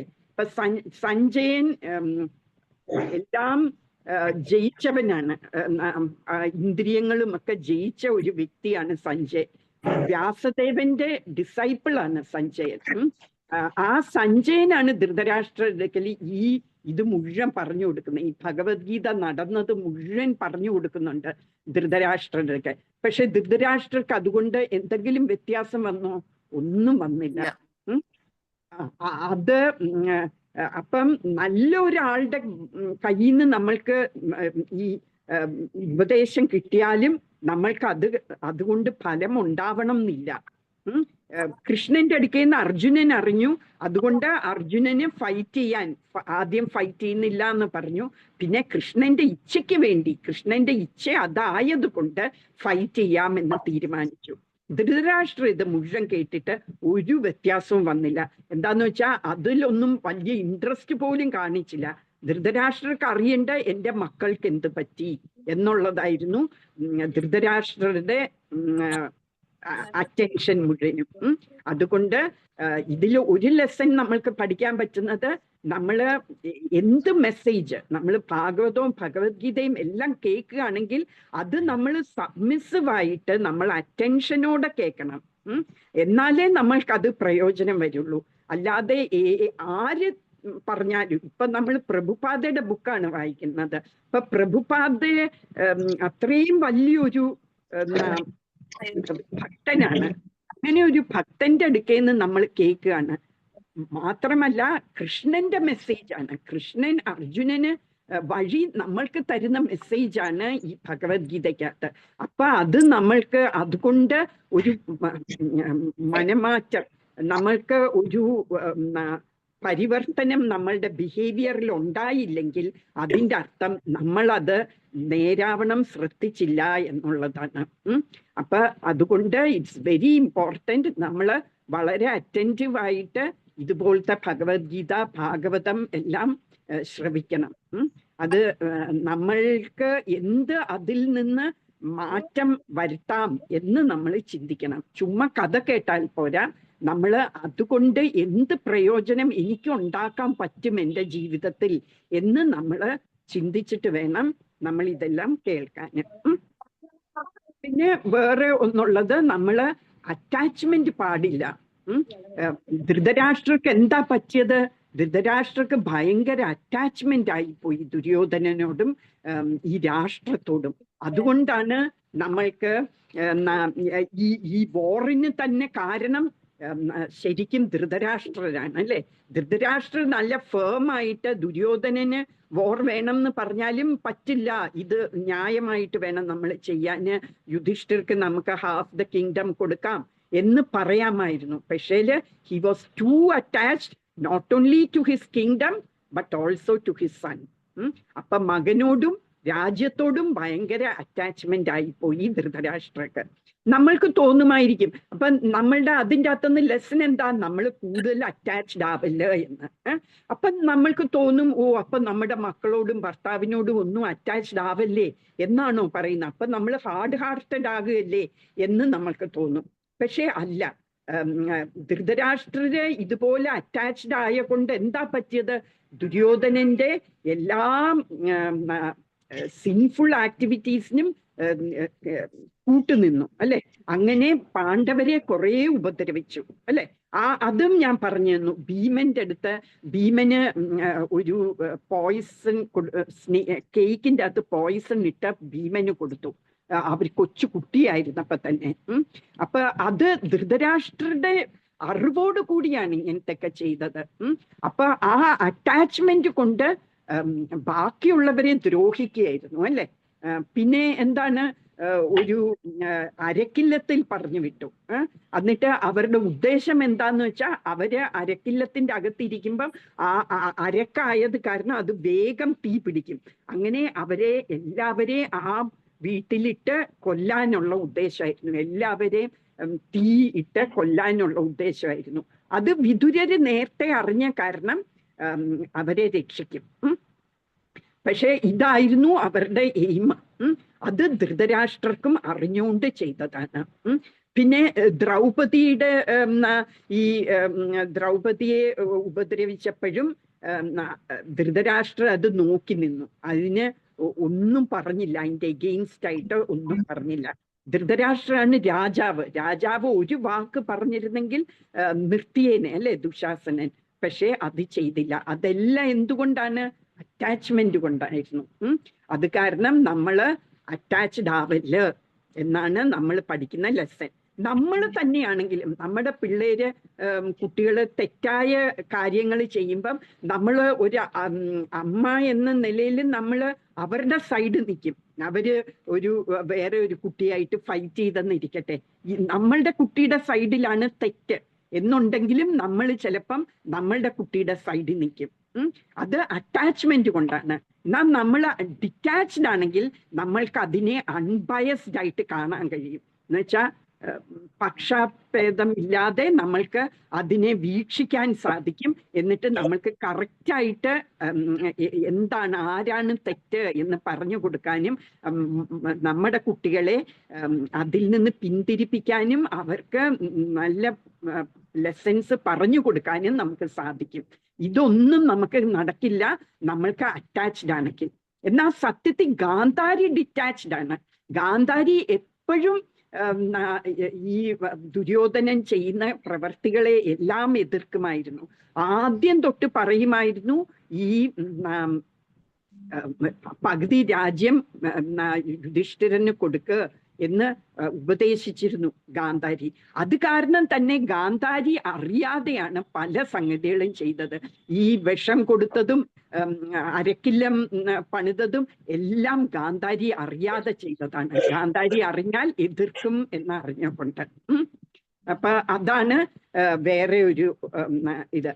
എന്നിട്ട് ഈ വോറ് നടക്കുമ്പം എല്ലാ ദിവസവും ഇവര് രണ്ടു കൂട്ടരും പാണ്ഡവരും കൗരവരും ഗാന്ധാരിയുടെ അനുഗ്രഹത്തിന് ചെല്ലും. ഈ വോറ് തുടങ്ങുന്നതിന് മുമ്പ് അവര് അനുഗ്രഹത്തിന് ചെല്ലുമ്പോഴ് മക്കളുടെ അടുക്ക, ദുര്യോധനന്റെ അടുക്ക പറയുന്നത് ധർമ്മം എപ്പോഴും ജയിക്കും എന്നാണ് പറഞ്ഞത്. അല്ലാതെ എല്ലാവർക്കും അറിയാം ആരുടെ സൈഡിലാ ധർമ്മം എന്ന്. അപ്പൊ ഗാന്ധാരി എപ്പോഴും പറഞ്ഞുകൊണ്ടിരുന്നത് എപ്പോഴും ധർമ്മമേ ജയിക്കുള്ളൂ എന്നായിരുന്നു പറഞ്ഞിട്ട്. അപ്പൊ ഇവിടെ തന്നെ നമ്മൾ രണ്ട് വ്യക്തികള് രണ്ട് രീതിയിലായിരുന്നു സമീപിച്ചത് ഇവരുടെ ഈ ദുഷ്ടതരങ്ങള്. ഇനി നമ്മൾ പറഞ്ഞു അർജുനന് ഈ ഗീതയുടെ മുമ്പേ അർജുനന് ഭയങ്കര കൺഫ്യൂഷൻ ഉണ്ടായിരുന്നു. അതുപോലെ തന്നെ നമ്മൾക്കും പല സമയത്തും പല കാര്യത്തിലും നമുക്ക് ഓരോ കൺഫ്യൂഷൻ, ഈ ഡിസിഷൻ എടുക്കണോ ആ ഡിസിഷൻ എടുക്കണോ എന്ന് നമ്മൾക്ക് എപ്പോഴും ഒരു സംഭ്രമം കാണും അല്ലെ. അപ്പൊ അതിന് ഗീതയുടെ ഇൻസ്ട്രക്ഷൻസ്, ഗീതയുടെ ഈ മെസ്സേജ് കിട്ടിയപ്പോഴാണ് അർജുനന് ആ സംഭ്രമത്തിൽ നിന്ന് മാറിയത്. അതുപോലെ തന്നെ നമ്മളും ഗീതയെ ആശ്രയിക്കണം. നമ്മള് കൃഷ്ണൻ ഗീത പറഞ്ഞത് അർജുനൻ വഴി നമ്മൾക്ക് ഓരോ പേർക്കുമാണ്. അതുകൊണ്ട് നമ്മളും എന്തെങ്കിലും ചലഞ്ചസ് നമ്മൾ ഫേസ് ചെയ്യുമ്പോൾ നമ്മൾ ഈ ഗീതയുടെ ഉപദേശങ്ങള് നമ്മൾ മനസ്സിൽ ഓർത്ത് നമ്മളും കൂടുതൽ വിഗർ ഉണ്ടായി, നമ്മൾ കൂടുതൽ എനർജറ്റിക് ആയിട്ട് നമ്മൾ ഒരു ഡിസിഷൻ എടുക്കാവുള്ളൂ. പിന്നെ അതുപോലെ നമ്മൾക്ക് ഒരു നല്ല ഒരു ഈ സഞ്ജയനെ പോലെ നല്ല ഒരു ആളിൽ നിന്ന് വേണം ഈ ഉപദേശം സ്വീകരിക്കാനും. വെറുതെ കൃഷ്ണന്റെ ഈ ഭഗവത്ഗീത നമ്മൾ തന്നെ വായിക്കുകയാണെങ്കിൽ നമ്മൾക്ക് മനസ്സിലാവില്ല. അതുകൊണ്ടാണ് ഇറ്റ്സ് വെരി ഇമ്പോർട്ടൻറ്റ് നമ്മള് പ്രഭുപാദയുടെ പോലത്തെ ഒരു ഭക്തന്റെ ബുക്ക് വേണം വായിക്കാൻ. പ്രഭുപാദയുടെ ഭാവാർത്ഥങ്ങളൊക്കെ വളരെ അർത്ഥവത്താണ്. നമ്മള്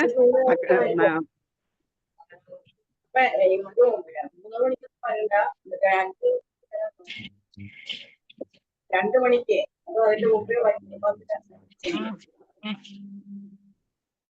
ഹരേ കൃഷ്ണ.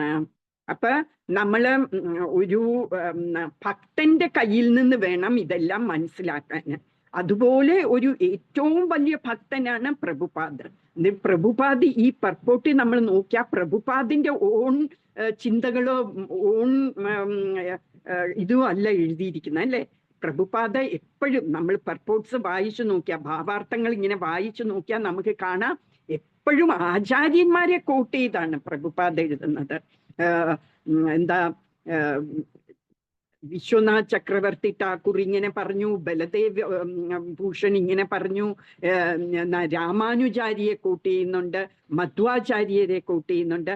അങ്ങനെ ആചാര്യന്മാരെ കോട്ട് ചെയ്താണ് എപ്പോഴും എഴുതുന്നത്. ചൈതന്യ മഹാപ്രഭുവിനെ കോട്ട് ചെയ്യുന്നുണ്ട്. അപ്പൊ അതുപോലെ നമ്മൾ പരമ്പര വഴി ഒരു ഗുരു ശിഷ്യ പരമ്പര വഴി വന്നിരിക്കുന്ന നോളജ് വേണം നമ്മൾ സ്വീകരിക്കാൻ. അല്ലാതെ ആരെങ്കിലും എഴുതിയിട്ടുണ്ട്, ഒരു 100,000 കണക്കിന് ഭഗവത്ഗീതയുടെ കമന്ററീസ് എഴുതിയിട്ടുണ്ട് അല്ലേ, അതൊക്കെ മാർക്കറ്റിൽ അവൈലബിൾ ആണ്. അത് ഏതെങ്കിലും ആൾക്കാരെ എടുക്കാൻ പാടില്ല. ഇങ്ങനെ ഗുരു പരമ്പര ഗുരു ശിഷ്യ പരമ്പരയിൽ വരുന്ന ആൾക്കാരുടെ ഗീത വേണം നമ്മൾ വായിക്കാൻ. അതും വൈഷ്ണവ പരമ്പര വേണം. അത് 4 വൈഷ്ണവ പരമ്പരകളുണ്ട് ഞാൻ പറഞ്ഞു. ഒന്ന് നമ്മൾ ഫോളോ ചെയ്യുന്ന പ്രഭുപാദയുടെ ഇത് പരമ്പര, അത് ബ്രഹ്മ പരമ്പര.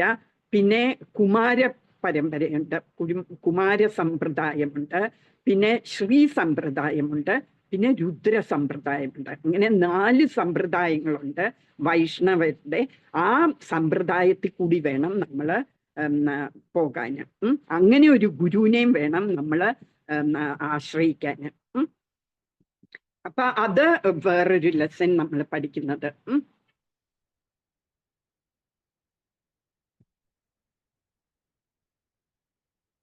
ഇത്രയുമാണ് നമ്മൾ ഈ ഇതിൽ നിന്ന് നമുക്ക് കിട്ടുന്ന ലെസൺസ്. 4ാമത്തെ സമ്പ്രദായത്തെ പറ്റി ഒന്ന് പറയോ?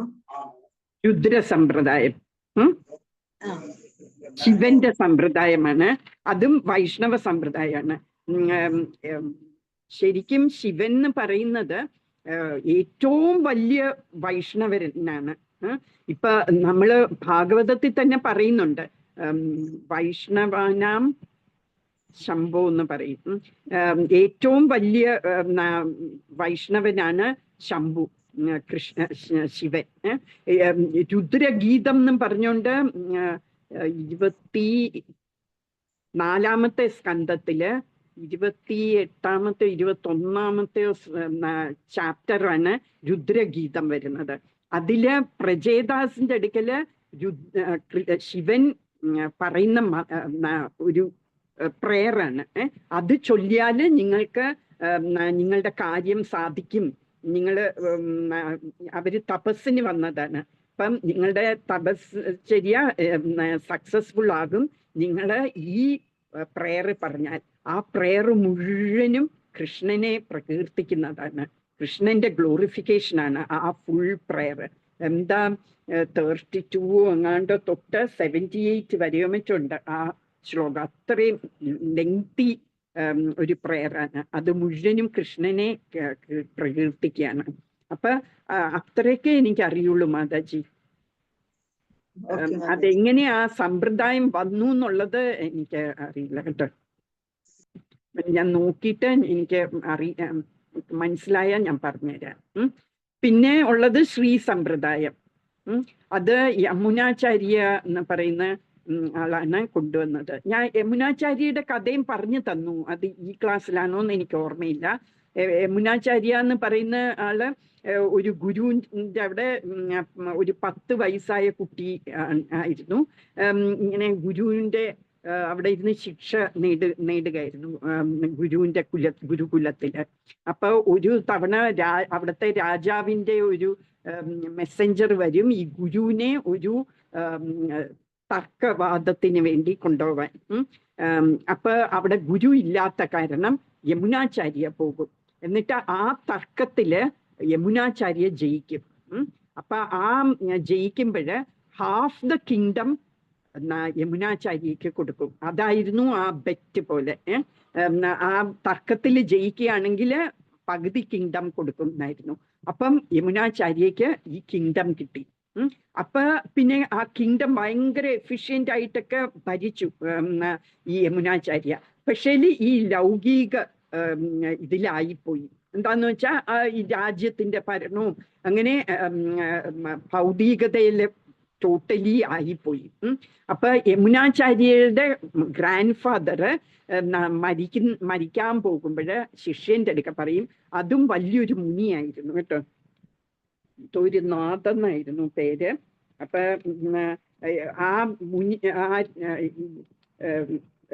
മുനി പറയും, എനിക്ക് ഗുരുദക്ഷിണയായിട്ട് യമുനാചാര്യ എൻ്റെ ചെറുമോനെ തിരിച്ച് ഭക്തിയിലോട്ട് കൊണ്ടുവരണം എന്ന് പറഞ്ഞാണ് മരിക്കുന്നത്. അപ്പൊ ആ ആളുടെ പേര് രാമചന്ദ്ര മിശ്ര എന്നായിരുന്നു, ആ ഡിസൈപ്പിളിന്റെ പേര്. അപ്പൊ ആ രാമചന്ദ്ര മിശ്ര കുറെ തവണ യമുനാചാര്യരെ മീറ്റ് ചെയ്യാൻ നോക്കും. പക്ഷെ രാജാവിന്റെ അടുക്കല് അങ്ങനെ ഓഡിയൻസ് കിട്ടില്ല. അപ്പൊ എങ്ങനെ ഇനി രാജാവിന്റെ അടുക്കെ എത്താൻ പറ്റും എന്നാലോചിച്ചിട്ട് ഒരു പ്ലാൻ ഉണ്ടാക്കും. എന്ന് വെച്ചാൽ എല്ലാ ദിവസവും കുറെ വളരെ സ്പെഷ്യൽ ആയിട്ടുള്ള ഒരു ചീര, ഒരു സ്ഥലത്ത് മാത്രമേ അത് ഉണ്ടാവുള്ളൂ. ആ ചീര എല്ലാ ദിവസവും രാജാവിന് പാചകം ചെയ്ത് കൊടുക്കണം എന്ന് പറഞ്ഞുകൊണ്ട് ഈ കുക്കുകളുടെ അടുക്ക കൊടുക്കും. അങ്ങനെ ഒരു മാസം എല്ലാ ദിവസവും ഇത് കൊടുക്കും. അപ്പൊ രാജാവിന് ഇത് എല്ലാ ദിവസവും കിട്ടുമ്പോ ഇത് നല്ല സ്വാദുണ്ടല്ലോ എന്ന് പറയും. രാജാവിന് എല്ലാ ദിവസവും ഇത് ഭയങ്കരമായിട്ട് എൻജോയ് ചെയ്തു. എന്നിട്ട് ഒരു മാസം കഴിഞ്ഞ് നിർത്തി ഈ രാമചന്ദ്ര മിശ്ര.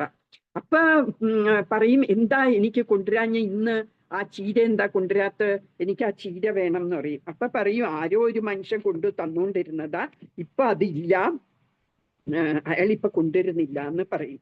അപ്പൊ പറയും, അല്ലല്ല, നിങ്ങൾ കണ്ടുപിടിക്കണം അയാളെ, എന്നിട്ട് എനിക്ക് ആ ചീര വേണം എന്ന് പറയും. അപ്പോഴ് യമുനാചാര്യക്കും വേണ്ടത് അങ്ങനെ കണ്ടുപിടിക്കണം എന്ന്, യമുനാചാര്യ സോറി രാമചന്ദ്ര മിശ്രയ്ക്കും കണ്ടുപിടിക്കണം എന്നുള്ളത് കൊണ്ട് ഈ കുക്സിനും വേഗം കണ്ടുപിടിക്കാൻ പറ്റി ഈ രാമചന്ദ്ര മിശ്ര. അപ്പൊ രാമചന്ദ്ര മിശ്ര പറയും, ഓക്കെ, ഞാന് നിങ്ങൾക്ക് ആ ചീര കൊണ്ടു തരാം, ഓൺ കണ്ടീഷൻ എനിക്ക് ആദ്യം രാജാവിനെ മീറ്റ് ചെയ്യണം എന്ന് പറയും. അപ്പൊ അതിനെന്താ മീറ്റ് ചെയ്യാം എന്ന് പറഞ്ഞ് രാജാവിന് ഓഡിയൻസ് കിട്ടും. അപ്പൊ അങ്ങനെ ഓഡിയൻസ് കിട്ടുമ്പോഴ് ഈ രാജാവിൻ്റെ അടുക്ക പറയും, ഞാന് ശരിക്കും ഈ ഒരു കളി കൂടി കാണാൻ വേണ്ടി തന്നെ വന്നതാണ്. ഞാന് അപ്പൂപ്പൻ്റെ ഒരു ശിഷ്യനാണ്. അപ്പൊ അപ്പൂപ്പന് എൻ്റെ പേര് ഞാൻ ഇപ്പൊ പറഞ്ഞത്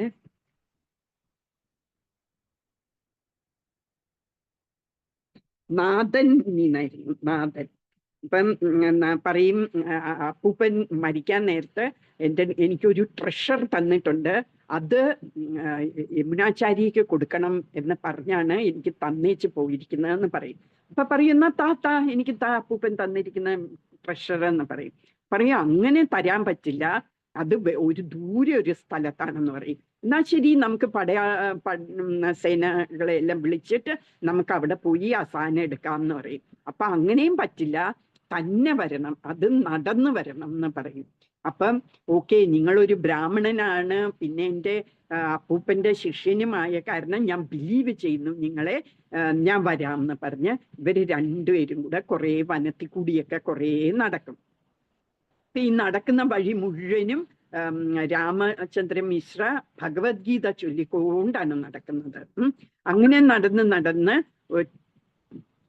12.8 എന്നുള്ള ശ്ലോകം പറയുമ്പം പെട്ടെന്ന് രാജാവ് കരയാൻ തുടങ്ങി. യമുനാചാര്യ കരയും. അപ്പൊ എന്തിനാ കരയുന്നതെന്ന് പറഞ്ഞപ്പോ, ഞാൻ എൻ്റെ ഗുരുകുലത്തിലെ കാര്യങ്ങൾ ഓർത്തതാണ്. ഞാൻ അവിടെ നിന്ന് എത്രയും മാറിപ്പോയി. ഞാനിപ്പം ഭക്തിയൊന്നും എനിക്ക് നോക്കാനേ പറ്റുന്നില്ല. ഞാൻ ഇതിൽ തന്നെ ലൗകിക കാര്യത്തിൽ തന്നെ മുഴുകിയിരിക്കുകയാണ് എന്നൊക്കെ പറയും. അപ്പം അത് സാരമില്ല, നമ്മളിപ്പൊ തന്നെ എത്തും, 7 ഗേറ്റ് ഉള്ള ഒരു സ്ഥലത്തൂടിയാ പോകേണ്ടത് എന്നൊക്കെ പറയുമായിരുന്നു. അങ്ങനെ 7 ഇതൊക്കെ ഗേറ്റും കടന്ന് അവരെ എത്തുന്നത് എവിടെയായിരുന്നു?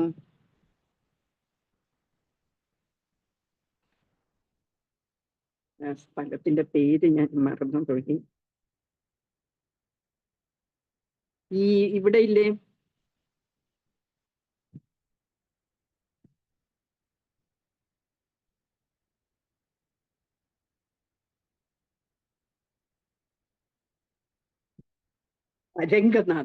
രംഗനാഥ് ടെമ്പിളിലായിരുന്നു. അപ്പം അവിടെ വെച്ച് ഈ 12th ചാപ്റ്ററിലെ 8th ശ്ലോകം പറയുമ്പോ പറയും, ഞാൻ വരുന്നില്ല, എനിക്കിനി ട്രഷറൊന്നും വേണ്ട, തിരിച്ച്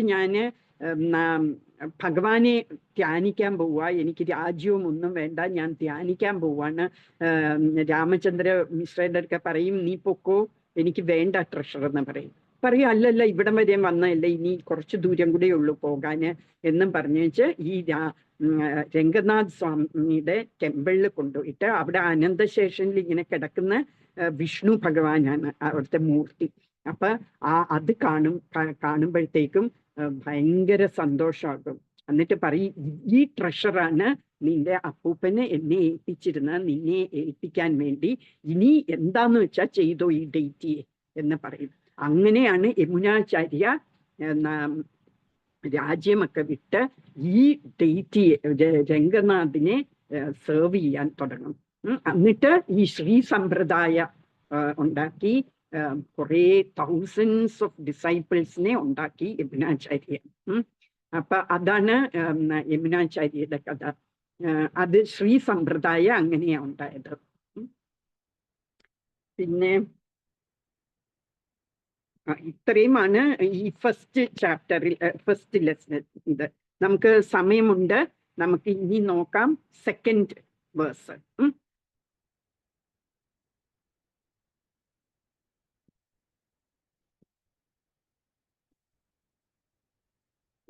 സെക്കൻഡ് വേഴ്സിൽ സഞ്ജയ പറയാണ്. സഞ്ജയ ഉവാച ദൃഷ്ട്വാ തൂ പാണ്ഡവാനീകം വ്യൂഢം ദുര്യോധനസ്തഥാ ആചാര്യം ഉപസംഗമ്യ രാജാ വചനമബ്രവീത്. ദൃഷ്ട്വാ തൂ പാണ്ഡവാനീകം വ്യൂഢം ദുര്യോധനസ്തഥാ ആചാര്യം ഉപസംഗമ്യ രാജാ വചനമബ്രവീത്.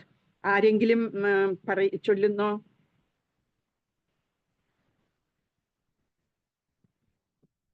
ആരെങ്കിലും 2 പേർക്ക് ചൊല്ലാം. സഞ്ജയ ഉവാച ദൃഷ്ട്വാ തു പാണ്ഡവാനീകം വ്യൂഢം ദുര്യോധനസ്തഥാ ആചാര്യമുപസംഗമ്യ രാജാ വചനമബ്രവീത്. സഞ്ജയോവാച ദൃഷ്ട്വാ തോ പാണ്ഡവാനീകം ദുര്യോധനസ്തഥാ ആചാര്യമുപസംഗമ്യ രാജാ വചനമബ്രവീത്. രാജാ വചനമബ്രവീത്. രാജാ വചനമബ്രവീത്. മീനിങ്സ് വായിക്കുമോ? മാതാജി എന്നെ വായിക്കൂ.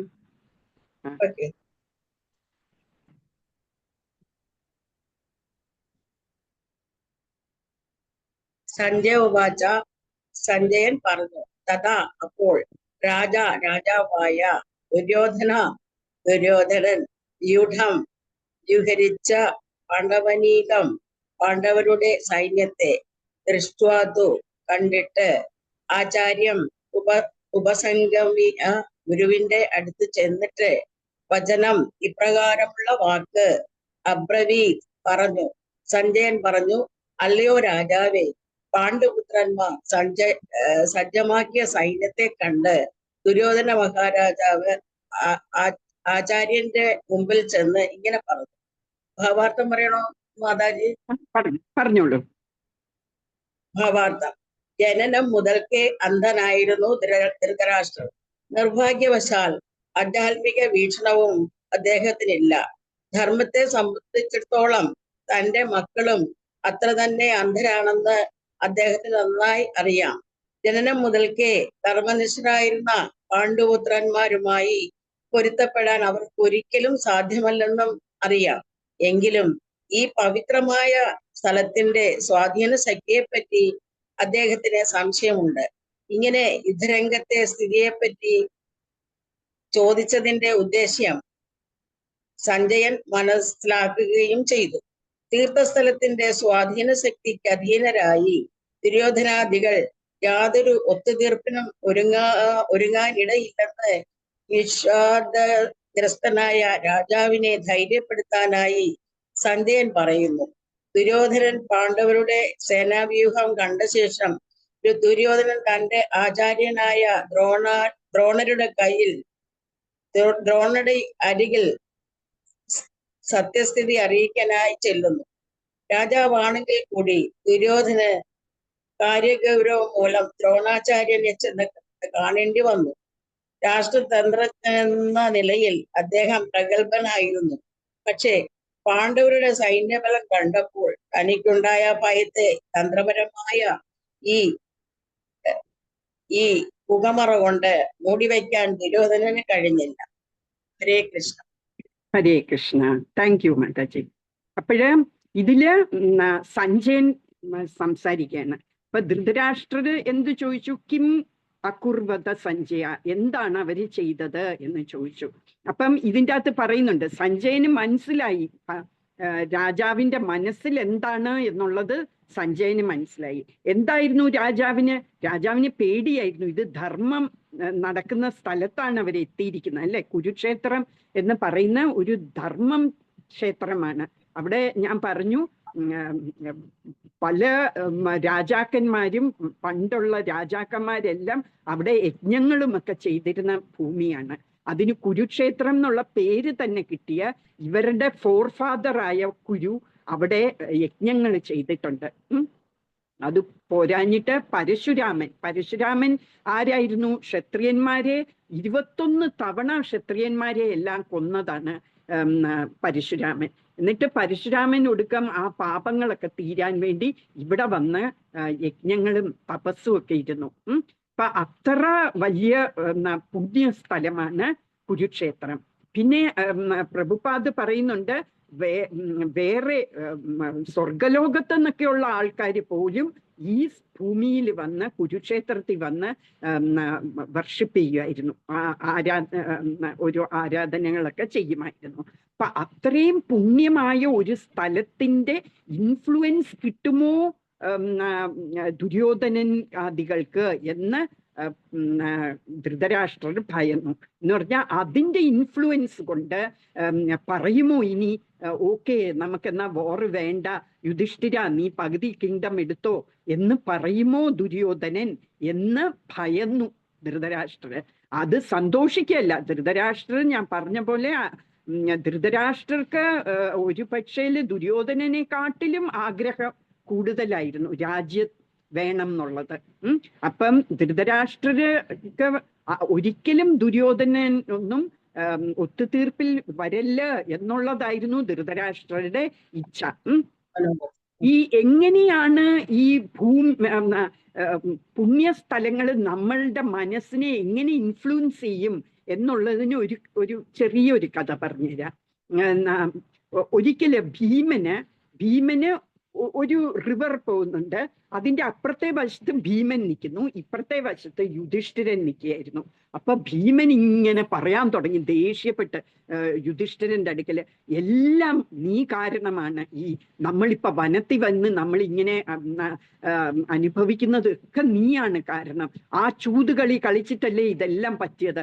എന്നിട്ട് നമ്മളുടെ ഭാര്യയായ ദ്രൗപദിക്കും നാണക്കേട് വരുത്തിയില്ലേ, അതിന്റെ എല്ലാം കാരണം നീയാണ് എന്ന് പറയും. അപ്പൊ യുധിഷ്ഠിരൻ പറയും, വാ എന്നാ ഇങ്ങോട്ട് വാ, നമ്മൾക്ക് പറഞ്ഞു തീർക്കാം, അത് ഇങ്ങോട്ടേക്ക് വരാൻ പറയും. അപ്പം ഭീമന് ഈ വെള്ളത്തിൽ കൂടി കടന്ന് ഇവിടെ യുധിഷ്ഠിരന്റെ അടുക്കെത്തും. എന്നിട്ട് യുധിഷ്ഠിരന്റെ അടുക്ക എത്തുമ്പോഴത്തേക്ക് ഭീമന് നാണക്കേടാവും. ഞാൻ ഇങ്ങനെയൊക്കെ എങ്ങനെ പറയാൻ എനിക്ക് മനസ്സ് വന്നു, എൻ്റെ ചേട്ടനല്ലേ, ചേട്ടനെ എപ്പോഴും ധർമ്മത്തിനല്ലേ നിന്നിട്ടുള്ളൂ, അപ്പം എന്തിനാ ഞാൻ ഇതെല്ലാം പറഞ്ഞത് എന്നുള്ള ഒരു നാണക്കേട് മനസ്സിൽ വരും. എന്നിട്ട് യുധിഷ്ഠിരന്റെ അടുക്ക പറയും, ഞാൻ അപ്പുറത്ത് നിന്നപ്പോൾ ഞാൻ കുറേ എന്തൊക്കെയോ പറയണം എന്ന് വിചാരിച്ചതാണ്, പക്ഷെ എനിക്ക് ഇവിടെ വന്നിട്ട് എൻ്റെ മനസ്സാകെ ചേഞ്ചായി, എന്താണെന്ന് എനിക്കറിയില്ല എന്ന് പറയും. അപ്പൊ യുധിഷ്ഠിരൻ പറയും, ആ ഈ റിവറിന്റെ അപ്പുറത്തെ വശിച്ച് കുറെ ചണ്ടാളന്മാര് വസിക്കുന്ന സ്ഥലമാണ്. ചണ്ടാളന്മാരെന്ന് പറഞ്ഞാൽ ഈ പട്ടികളെ പോലും അതിന്റെ മാംസം കഴിക്കുന്ന ആൾക്കാരാണ് ചണ്ടാളന്മാര്. അപ്പൊ അങ്ങനത്തെ ചണ്ടാളന്മാര് വസിക്കുന്ന സ്ഥലത്താണ് ഈ നദിയുടെ അക്കരെ. ഇക്കരെയാണെങ്കിൽ കുറെ യജ്ഞങ്ങളും ഒക്കെ ചെയ്യുന്ന കുറെ സെയിന്റ്ലി പീപ്പിള്, കുറെ ഋഷിമാരും സന്യാസിമാരും ഒക്കെ ജീവിക്കുന്ന സ്ഥലമാണ് ഈ വശം. അപ്പൊ അങ്ങനെ പറയും, അതിന്റെ ഇൻഫ്ലുവൻസ് അവിടെ ഇരുന്നപ്പം അവരുടെ ഇൻഫ്ലുവൻസ് നിനക്കുണ്ടായി നിന്റെ മനസ്സില്. നീ ഇവിടെ വന്നപ്പോഴ് ഇവിടത്തെ ഇൻഫ്ലുവൻസ് വന്നത് കൊണ്ടാണ് നിനക്ക് ആ ചീത്ത ഇതെല്ലാം നിന്റെ മനസ്സിൽ നിന്ന് പോയത്. അതുകൊണ്ടാണ് ഞാൻ നിന്റെ അടുക്ക വരാതെ നിന്നെ ഇങ്ങോട്ട് ഞാൻ വിളിച്ചത് എന്ന് പറയും. അപ്പൊ ഇത്ര വലിയ മഹാത്മാക്കളായവർക്ക് പോലും ഈ സ്ഥലത്തിന്റെ ഇൻഫ്ലുവൻസ് അവർക്കുണ്ടാവും എന്ന് കാണിക്കാനുള്ള കഥയാണിത്. അതുകൊണ്ടാണ് നമ്മൾ പുണ്യ സ്ഥലങ്ങളിൽ പോകണം എന്ന് പറയുന്നത്. നമ്മൾ പിൽഗ്രിമേജിന് പോണം. നമ്മൾ വീട്ടിൽ ഇരുന്ന് ഭജിക്കുന്നുണ്ട്, നമ്മള് ഡിവോട്ടി അസോസിയേഷൻ ഉണ്ട് എന്നെല്ലാം പറഞ്ഞാലും നമ്മൾ പുണ്യ സ്ഥലങ്ങളിലൊക്കെ പോകണം. അതിന് വളരെ ഇമ്പോർട്ടൻസ് ഉണ്ട്. എന്നുവെച്ചാല് ആ പുണ്യ സ്ഥലം നമ്മളെ ഇൻഫ്ലുവൻസ് ചെയ്യും. നമ്മളെ കൂടുതൽ നമ്മളുടെ ഇതില് പുരോഗമിക്കാൻ, ഈ ഭക്തിയിൽ പുരോഗമിക്കാൻ അത് സഹായിക്കും. അത് രൂപ ഗോസ്വാമി നമ്മൾ ചെയ്യേണ്ട കുറെ 64 കാര്യങ്ങൾ, നമ്മൾ എന്തൊക്കെയാണ് നമ്മളുടെ ഭക്തി പുരോഗമിക്കാൻ ചെയ്യേണ്ടത് എന്ന് രൂപ ഗോസ്വാമി എഴുതിയിട്ടുണ്ട്. ഏത് ബുക്കിലാന്ന് എനിക്ക് ഓർമ്മയില്ലേ. അതില് ഏതില ഭക്തിരസാമൃത സിന്ധു, ഭക്തിരസാമൃത സിന്ധുലാണ് അല്ലേ? എനിക്ക് തോന്നുന്നു നെക്ടർ ഓഫ് ഇൻസ്ട്രക്ഷനിലും ഉണ്ട് അല്ലേ?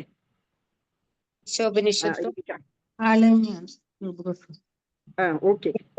അതില് എഴുതിയിരിക്കുന്നതില് ഏറ്റവും പ്രധാനമായ 5 എടുത്ത് പറയുന്നുണ്ട്. അതിലൊന്ന് മധുരാവാസം എന്ന് പറയുന്നു. മധുരയില് നമ്മൾ വസിക്കണം എന്ന് പറയുന്നു. എന്തുകൊണ്ടാണെന്ന് വെച്ചാൽ മധുര പോലത്തെ പുണ്യ സ്ഥലത്ത് നമ്മൾ വസിച്ചാല് നാച്ചുറലി നമ്മളുടെ ആ സ്ഥലത്തിന്റെ പവിത്രത നമ്മളെ ഇൻഫ്ലുവൻസ് ചെയ്യും. അതുകൊണ്ടാണ് മധുരാവാസം എന്ന് പറയുന്നത്. ഇപ്പോഴും നമ്മൾക്കത് നടക്കില്ല. എല്ലാവർക്കും മധുരയിൽ പോയി വസിക്കാനൊന്നും പറ്റില്ല. പക്ഷേ നമ്മള് അതുകൊണ്ട് ഉദ്ദേശിക്കുന്ന ഡിവോട്ടി അസോസിയേഷൻ, പിന്നെ ടെമ്പിളുകളിൽ പോകുക, ഇതെല്ലാം വളരെ അത്യാവശ്യമാണ് എന്നാണ് അത് കാണിക്കുന്നത്. അപ്പൊ സഞ്ജയന് മനസ്സിലാകും ഈ ധൃതരാഷ്ട്രരുടെ മനസ്സ് എന്താണ് മനസ്സിലുള്ളത്. ദുര്യോധനനെ കുറിച്ചാണ് ഏറ്റവും ആകാംക്ഷ എന്നും അറിയാം. അതുകൊണ്ട് ദുര്യോധനന്റെ കാര്യം പറഞ്ഞ് തന്നെ സഞ്ജയൻ തുടങ്ങുന്നു. ഇപ്പൊ എന്താ പറയുന്നത്? ദൃഷ്ട്വാ തൂ പാണ്ഡവാനീകം. ദൃഷ്ട്വാന്ന് വെച്ചാൽ കണ്ടിട്ട്. സഞ്ജയൻ പറയാണ് ഈ കണ്ടു. എന്ത് കണ്ടു? പാണ്ഡവാനീകം, പാണ്ഡവരുടെ സൈന്യ ആ വ്യൂഹം കണ്ടു.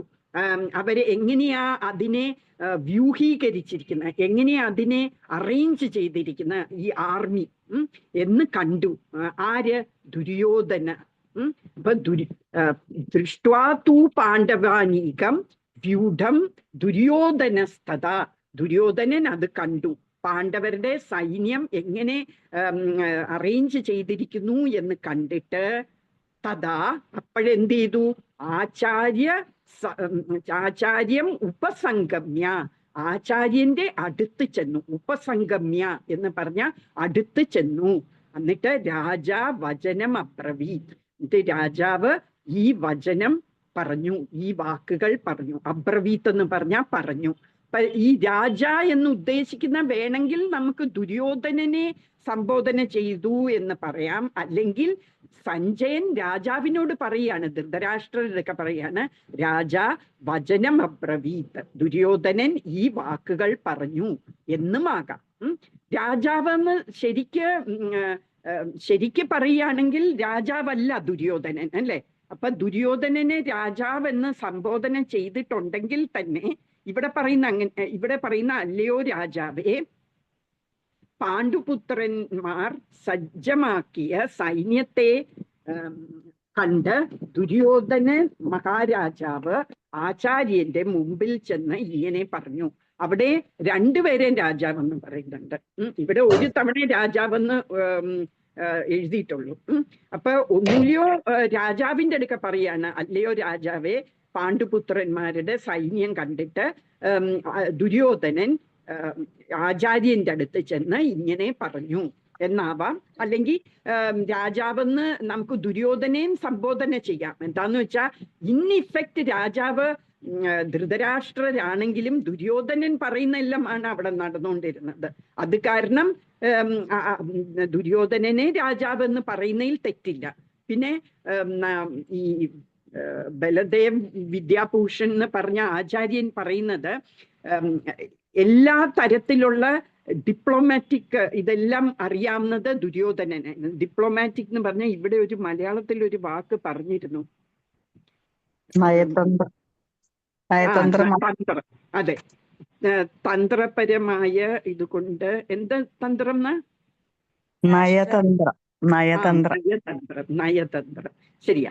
അപ്പൊ നയതന്ത്രജ്ഞന്മാരെ നമുക്ക് രാജാവെന്ന് പറയാം. എന്ന് വെച്ചാൽ ആ നയതന്ത്രക്കാര് പറയുന്ന പോലെയാണ് രാജാവ് കേൾക്കുന്നത്.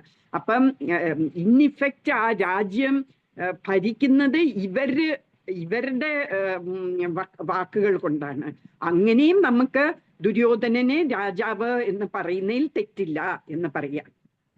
ഇനി ഇതിൽ നമുക്ക് കാണാനുള്ളത് ദുര്യോധനന് ശരിക്കും ഈ സൈന്യം കണ്ടിട്ട് അമ്പരന്നു പോയി. ഈ പാണ്ഡവരുടെ സൈന്യം, അവർക്ക് ഇത്രയും സൈന്യത്തിനെ സംഭരിക്കാൻ പറ്റും എന്ന് ദുര്യോധനൻ ഒരിക്കലും വിചാരിച്ചില്ല.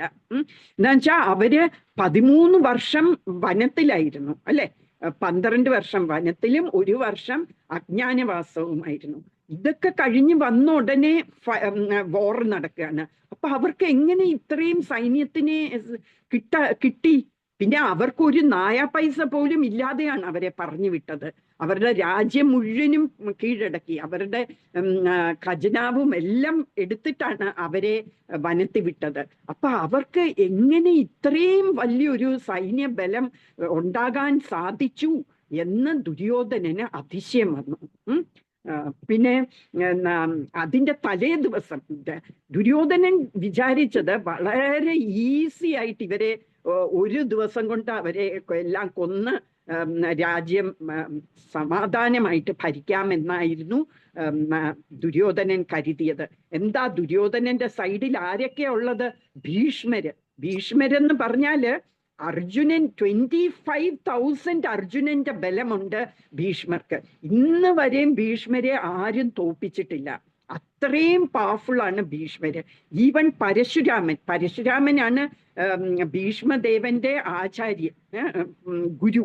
എന്നിട്ട് ഭീഷ്മരുമായിട്ട് പരശുരാമൻ ഒരിക്കൽ ഏറ്റുമുട്ടി. എന്നിട്ട് 27 ദിവസം അവര് ഫൈറ്റ് ചെയ്തിട്ട് ഒടുക്കം പരശുരാമൻ കീഴടങ്ങി. എനിക്ക് പറ്റില്ല ഭീഷ്മരെ കൊല്ലാന് എന്ന് മനസ്സിലാക്കി. അപ്പൊ അത്രയും പവർഫുൾ ആയ ഭീഷ്മരുണ്ട് എൻ്റെ കൂടെ. പിന്നെ ദ്രോണാചാര്യർ ആരാണ്? ഈ പാണ്ഡവരെയും കൗരവരെയും എല്ലാം ആ കാലഘട്ടത്തിലുള്ള എല്ലാ യോദ്ധാക്കളെയും പഠിപ്പിച്ചിരുന്നത് ദ്രോണാചാര്യരാണ്. അത്രയും വലിയ പവർഫുൾ ആർച്ചറും ടീച്ചറായിരുന്നു. അപ്പൊ അങ്ങനെ ദ്രോണാചാര്യരുണ്ട്, കൃപാചാര്യരും അസ്ത്രങ്ങൾ പഠിപ്പിച്ച ഗുരുവായിരുന്നു. അപ്പം ദ്രോണാചാര്യര് കൃപാചാര്യര്, പിന്നെ കർണനും വളരെ നല്ല വില്ലാളി വീരനാണ്. അപ്പൊ ഇത്രയും പേര് എടുത്തു പറയാൻ പറ്റുന്ന പേരുള്ള സ്ഥിതിക്ക് ദുര്യോധനൻ വിചാരിച്ചേയില്ല ഇത്രയും വലിയൊരു സന്നാഹമായിട്ട് പാണ്ഡവര് എത്തുമെന്ന്. അത് കാരണം തന്നെ അതിന്റെ തലേ ദിവസം രാത്രിയില് ശകുനി എന്ന് പറഞ്ഞാല് ഗാന്ധാരി, ദുര്യോധനന്റെ അമ്മ ഗാന്ധാരിയുടെ ബ്രദറാണ് ശകുനി. അപ്പൊ ശകുനിയുടെ മകനെ പറഞ്ഞു വിടും, ഉല്ലൂക്ക എന്ന് പറയും.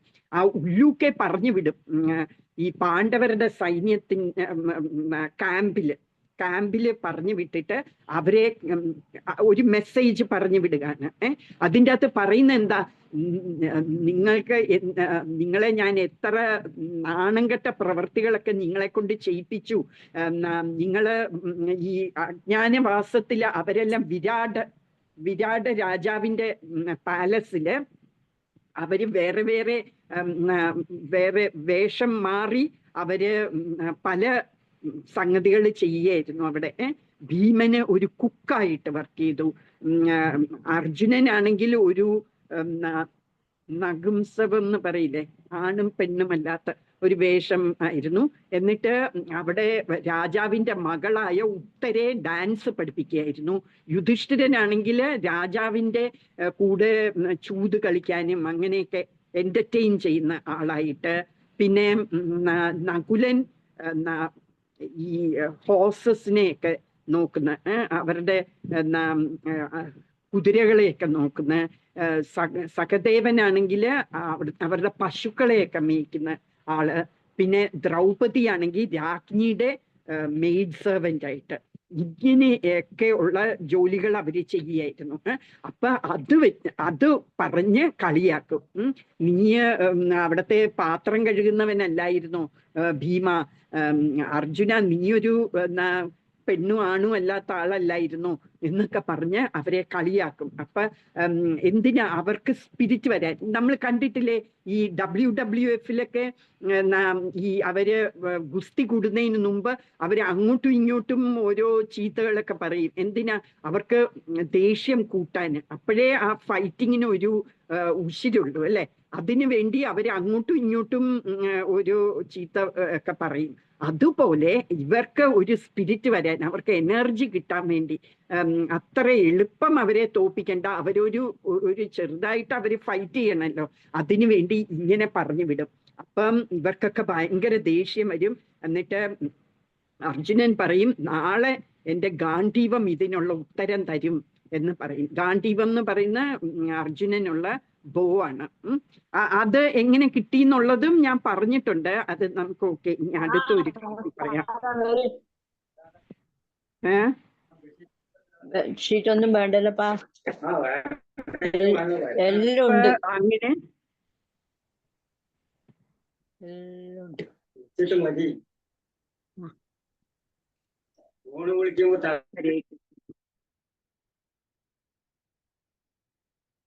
ഹരേ കൃഷ്ണ. അപ്പോഴ് അതുപോലെ അവര് അങ്ങനെ അവർക്ക് ആരും ഉണ്ടാവില്ല അവർക്ക് കൂടെ നിന്ന് ഫൈറ്റ് ചെയ്യാൻ എന്ന് വിചാരിച്ച ദുര്യോധനൻ ഇത്രയും ഭംഗിയായിട്ട് അറേഞ്ച് ചെയ്തിരിക്കുന്ന ഈ വ്യൂഹം കണ്ടിട്ട് എന്ത് ചെയ്തു? ആചാര്യന്റെ അടുത്ത് പോയി. ആരാ ആചാര്യൻ? ദ്രോണാചാര്യരുടെ അടുത്ത് ചെന്നു. ഇനി ദ്രോണാചാര്യരുടെ അടുത്ത് എന്തിനാ പോയത്? ശരിക്കും ആദ്യം സേനാപതി ഭീഷ്മരായിരുന്നു. ആദ്യത്തെ 10 ദിവസം ഭീഷ്മരായിരുന്നു ആ സൈനികത്തിന്റെ സേനാപതിയായിരുന്നത്. ഭീഷ്മര് വീണ് കഴിഞ്ഞിട്ടാണ് ദ്രോണാചാര്യര് രണ്ടാമത് സേനാപതിയായി വരുന്നത്. അപ്പൊ എന്തിനാണ് ദുര്യോധനൻ ഭീഷ്മരുടെ അടുക്ക ചെല്ലാതെ ദ്രോണാചാര്യരുടെ അടുക്ക ചെന്നു എന്നുള്ളത് നമ്മൾ അടുത്ത ക്ലാസ്സില് അടുത്ത ശ്ലോകത്തിൽ നമുക്ക് കാണാൻ പറ്റും. അപ്പൊ നമുക്ക് ഇതിൽ നിന്ന് എന്തൊക്കെ ലെസൺസ് കിട്ടും എന്ന് നോക്കാം.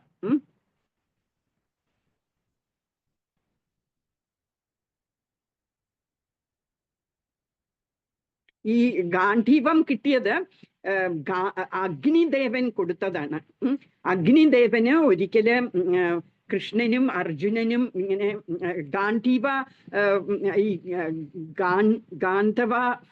ഖാണ്ഡവ ഫോറസ്റ്റ് എന്ന് പറയുന്നത് ഇവരുടെ ഇന്ദ്രപ്രസ്ഥത്തിലുള്ള ഒരു മിനിറ്റ്.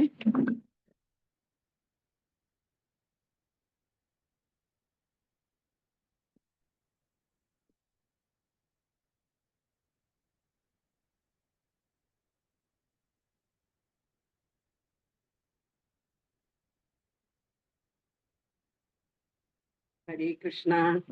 എന്തോ കരിയുന്നതിന്റെ മണം വന്നപ്പോ ഞാൻ വിചാരിച്ചു ഞാൻ മറന്നുപോയി തീ കെടുത്താനത്. അല്ല, ഇവിടെയല്ല, വേറെ ഏതോ വീട്ടില. അപ്പോഴ് ഈ ഇന്ദ്രപ്രസ്ഥത്തില് ഉള്ള ഒരു വനമാണ് ഖാണ്ഡവ ഫോറസ്റ്റ്. ആ വനത്തിന്റെ അടുത്ത് കൃഷ്ണനും അർജുനനും ഒരു ദിവസം ഇങ്ങനെ ഇരുന്നപ്പോഴ് ഒരു ബ്രാഹ്മണൻ വരും. ബ്രാഹ്മണ രൂപത്തില് ഒരാള് വന്നിട്ട് പറയും, ഞാൻ അഗ്നിദേവനാണ്, എനിക്ക് ഏതോ ഒരു യജ്ഞത്തിൽ പോയപ്പോഴ് കുറേ നെയ്യ് കിട്ടി. യജ്ഞം അഗ്നിയല്ലേ, യജ്ഞത്തിലെ അഗ്നിദേവനാണ് നമ്മൾ നെയ്യ് കൊടുക്കുന്നത് അല്ലേ. അപ്പൊ കുറെ നെയ്യ് ഞാൻ കഴിച്ചിട്ട് എനിക്ക് വയറ് ചീത്തയായി. അതുകൊണ്ട് എനിക്ക് ഈ വനത്തിലെ ഹെർബ്സ്, കുറച്ച് ചെടികളൊക്കെ കഴിക്കണം ഈ വയറിന്റെ അസുഖം മാറാന്. അപ്പൊ എനിക്ക് ഈ ഫോറസ്റ്റിനെ ഇൻ ഇഫക്റ്റ് പറയുന്ന എന്താന്ന് വെച്ചാൽ എനിക്ക് ഈ ഫോറസ്റ്റിൽ തീ കത്തണം എന്ന് പറയാണ്. അപ്പൊ അർജുനൻ പറയും, അപ്പൊ എന്താന്ന് ചെയ്തോളില്ലേ എന്ന് പറഞ്ഞപ്പോ പറയും, ഞാന് എപ്പ തീ കത്താൻ തുടങ്ങുന്നു അപ്പോഴും ഇന്ദ്രൻ മഴ പെയ്തിട്ട് ഇതിനെ കെടുത്തുന്നു. എന്താണെന്ന് വെച്ചാല് അവിടെ ഇന്ദ്രന്റെ കൂട്ടുകാരനായ ഒരു തക്ഷകൻ എന്ന് പറഞ്ഞൊരു പാമ്പ് അവിടെ വസിക്കുന്നുണ്ട്. അപ്പൊ ആ പാമ്പ് ചത്തുപോകാതെ ഇരിക്കാൻ വേണ്ടി ഇന്ദ്രദേവൻ, ഞാൻ എപ്പ അഗ്നി വരുന്നു അപ്പോഴത്തേക്കും ഇന്ദ്രൻ മഴ പെയ്യിച്ച് അത് കെടുത്തുന്നു.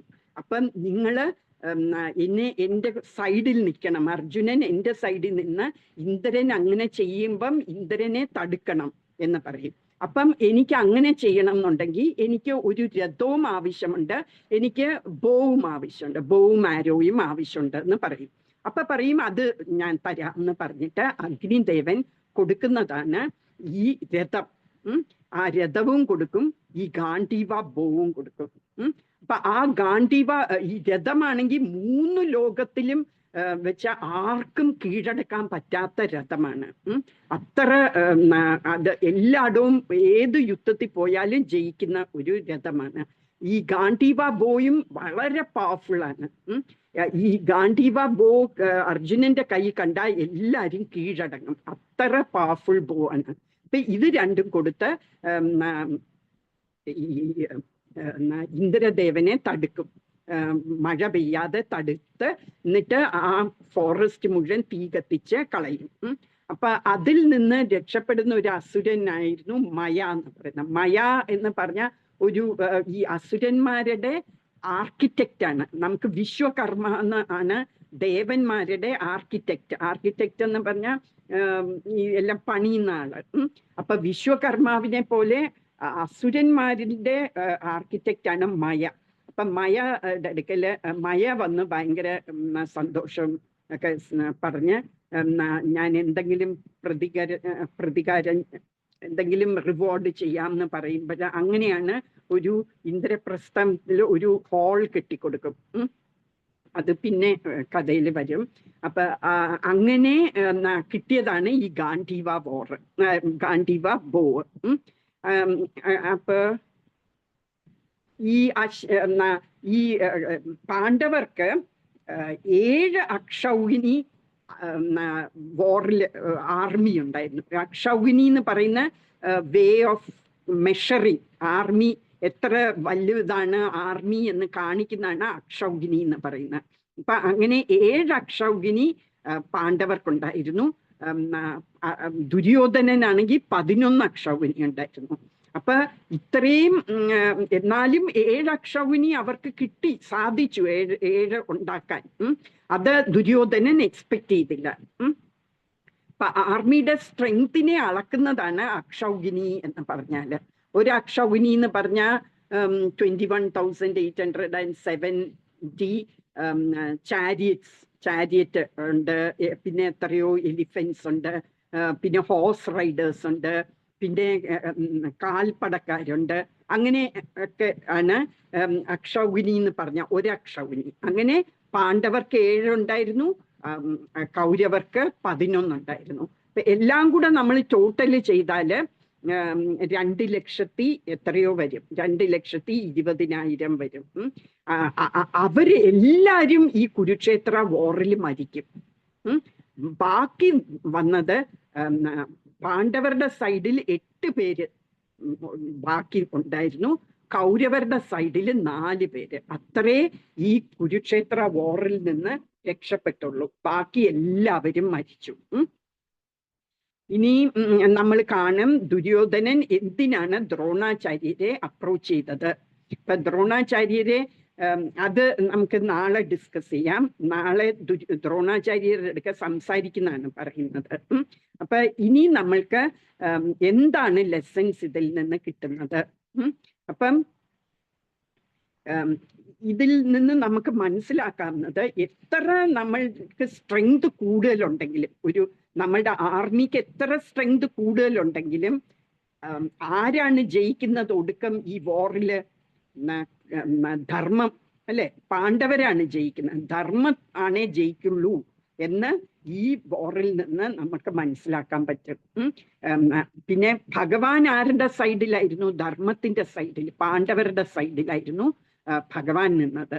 അപ്പം ഭഗവാന് ഒരാളെ രക്ഷിക്കണം എന്ന് തോന്നിയാല് ആർക്കും അയാളെ കൊല്ലാൻ കഴിയില്ല. ഭഗവാൻ ആരെയെങ്കിലും കൊല്ലണം എന്ന് തീരുമാനിച്ചാൽ ആർക്കും രക്ഷിക്കാൻ പറ്റില്ല. അതിന് ഗുജറാത്തിയിൽ ഒരു ഇത് പറയും, രാഖേ കൃഷ്ണ മാരേ കെ. കൃഷ്ണന് രക്ഷിക്കണം എന്ന് തോന്നിയാൽ ആർക്ക് അവരെ കൊല്ലാൻ കഴിയും? രാഖേ കൃഷ്ണ മാരേ കെ. പിന്നെ മാരേ കൃഷ്ണ രാഖേ കെ. കൃഷ്ണനും കൊല്ലണം എന്ന് തോന്നിയാൽ ആർക്ക് രക്ഷിക്കാൻ പറ്റും? ഇങ്ങനെ ഒരു സേയിങ് ഉണ്ട്. അപ്പൊ കൃഷ്ണൻ ഒരാളെ പ്രൊട്ടക്ട് ചെയ്യണം എന്ന് വെച്ചാൽ വേറെ ആർക്കും അയാളെ കൊല്ലാൻ കഴിയില്ല. കൃഷ്ണന് ഒരാളെ കൊല്ലണം എന്ന് തീരുമാനിച്ചാൽ ആർക്കും അയാളെ പ്രൊട്ടക്ട് ചെയ്യാനും സാധിക്കില്ല. അപ്പൊ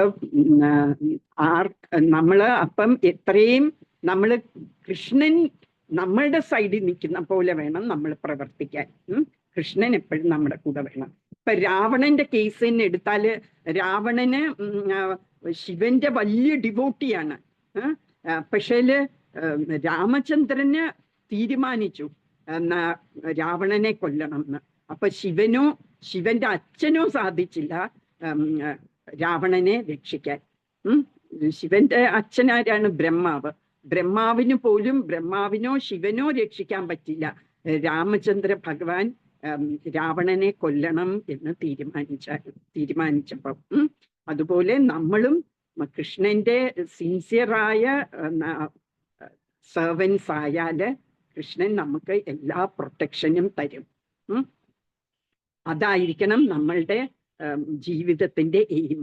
അപ്പൊ നമുക്ക് തോന്നുമായിരിക്കും, അപ്പൊ നമ്മൾ ഒരിക്കലും മരിക്കില്ലേ, കൃഷ്ണൻ നമ്മുടെ കൂടെ ഉണ്ടെങ്കിൽ നമ്മൾക്ക് മരണമേ ഉണ്ടാവില്ലേ എന്ന് തോന്നും. ഇതായിരിക്കും നമ്മളുടെ ലാസ്റ്റ് മരണം. അത് കഴിഞ്ഞാൽ നമ്മളെ കൃഷ്ണലോകത്ത് നമുക്ക് പോകാൻ പറ്റും. പിന്നെ നമുക്ക് മരണമേ ഇല്ലാതാവും.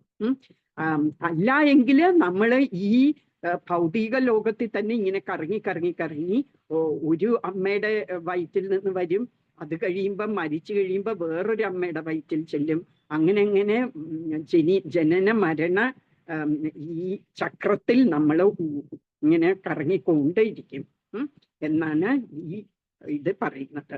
അപ്പൊ ഞാൻ ഇന്ന് ശ്ലോകം 2 ഇട്ടില്ലായിരുന്നു. ഞാൻ വിചാരിച്ചില്ല ഇന്ന് നമുക്ക് 2 എടുക്കാൻ പറ്റുമെന്ന്. അപ്പൊ അത് ഞാൻ ഇട്ടേക്കാം. പിന്നെ നാളെ നമുക്ക് 3-ാമത്തെ ശ്ലോകം നോക്കാം. ഹരേ കൃഷ്ണ. ആർക്കെങ്കിലും എന്തെങ്കിലും സംശയം ഉണ്ടെങ്കിൽ ചോദിക്കാം. ഹരേ കൃഷ്ണ, ഹരേ കൃഷ്ണ. എന്തെങ്കിലും സംശയമുണ്ടോ?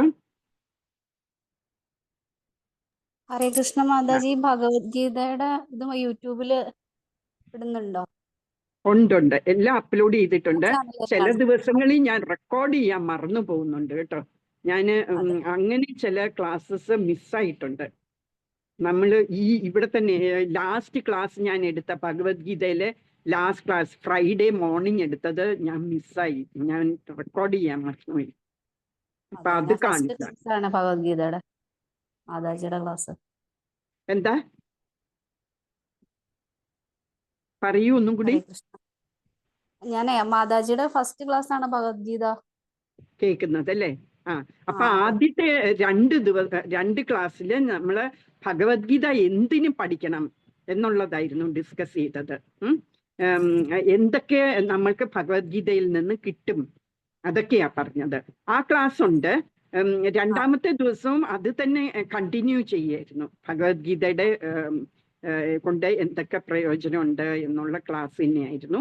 3-ാമത്തെ ദിവസം നമ്മള് കുറച്ച് തുടങ്ങിയിരുന്നു ഭഗവത്ഗീത. 1-ാമത്തെ ശ്ലോകം മുഴുവനും കംപ്ലീറ്റ് ചെയ്തിട്ടില്ലായിരുന്നു. അത് എവിടം വരെയും ഞാൻ പറഞ്ഞു എന്ന് അറിയാൻ വേണ്ടി ഞാൻ ഇന്ന് കുറെ സെർച്ച് ചെയ്തിട്ട് അത് കിട്ടിയില്ല. അവിടെ അതിൽ കുറേ ക്ലാസ്സസ് ഉണ്ട്. ഇതിനു മുമ്പ് ഞാൻ കുട്ടികൾക്ക് ക്ലാസ് എടുക്കുന്നുണ്ടായിരുന്നു, കുട്ടികൾക്ക് വെക്കേഷൻ ക്ലാസ് എടുക്കുന്നുണ്ടായിരുന്നു. അപ്പൊ അതും അപ്ലോഡ് ചെയ്തിട്ടുണ്ട്. അതിലും ഒന്നാമത്തെ ശ്ലോകം എടുത്തിട്ടുണ്ട്.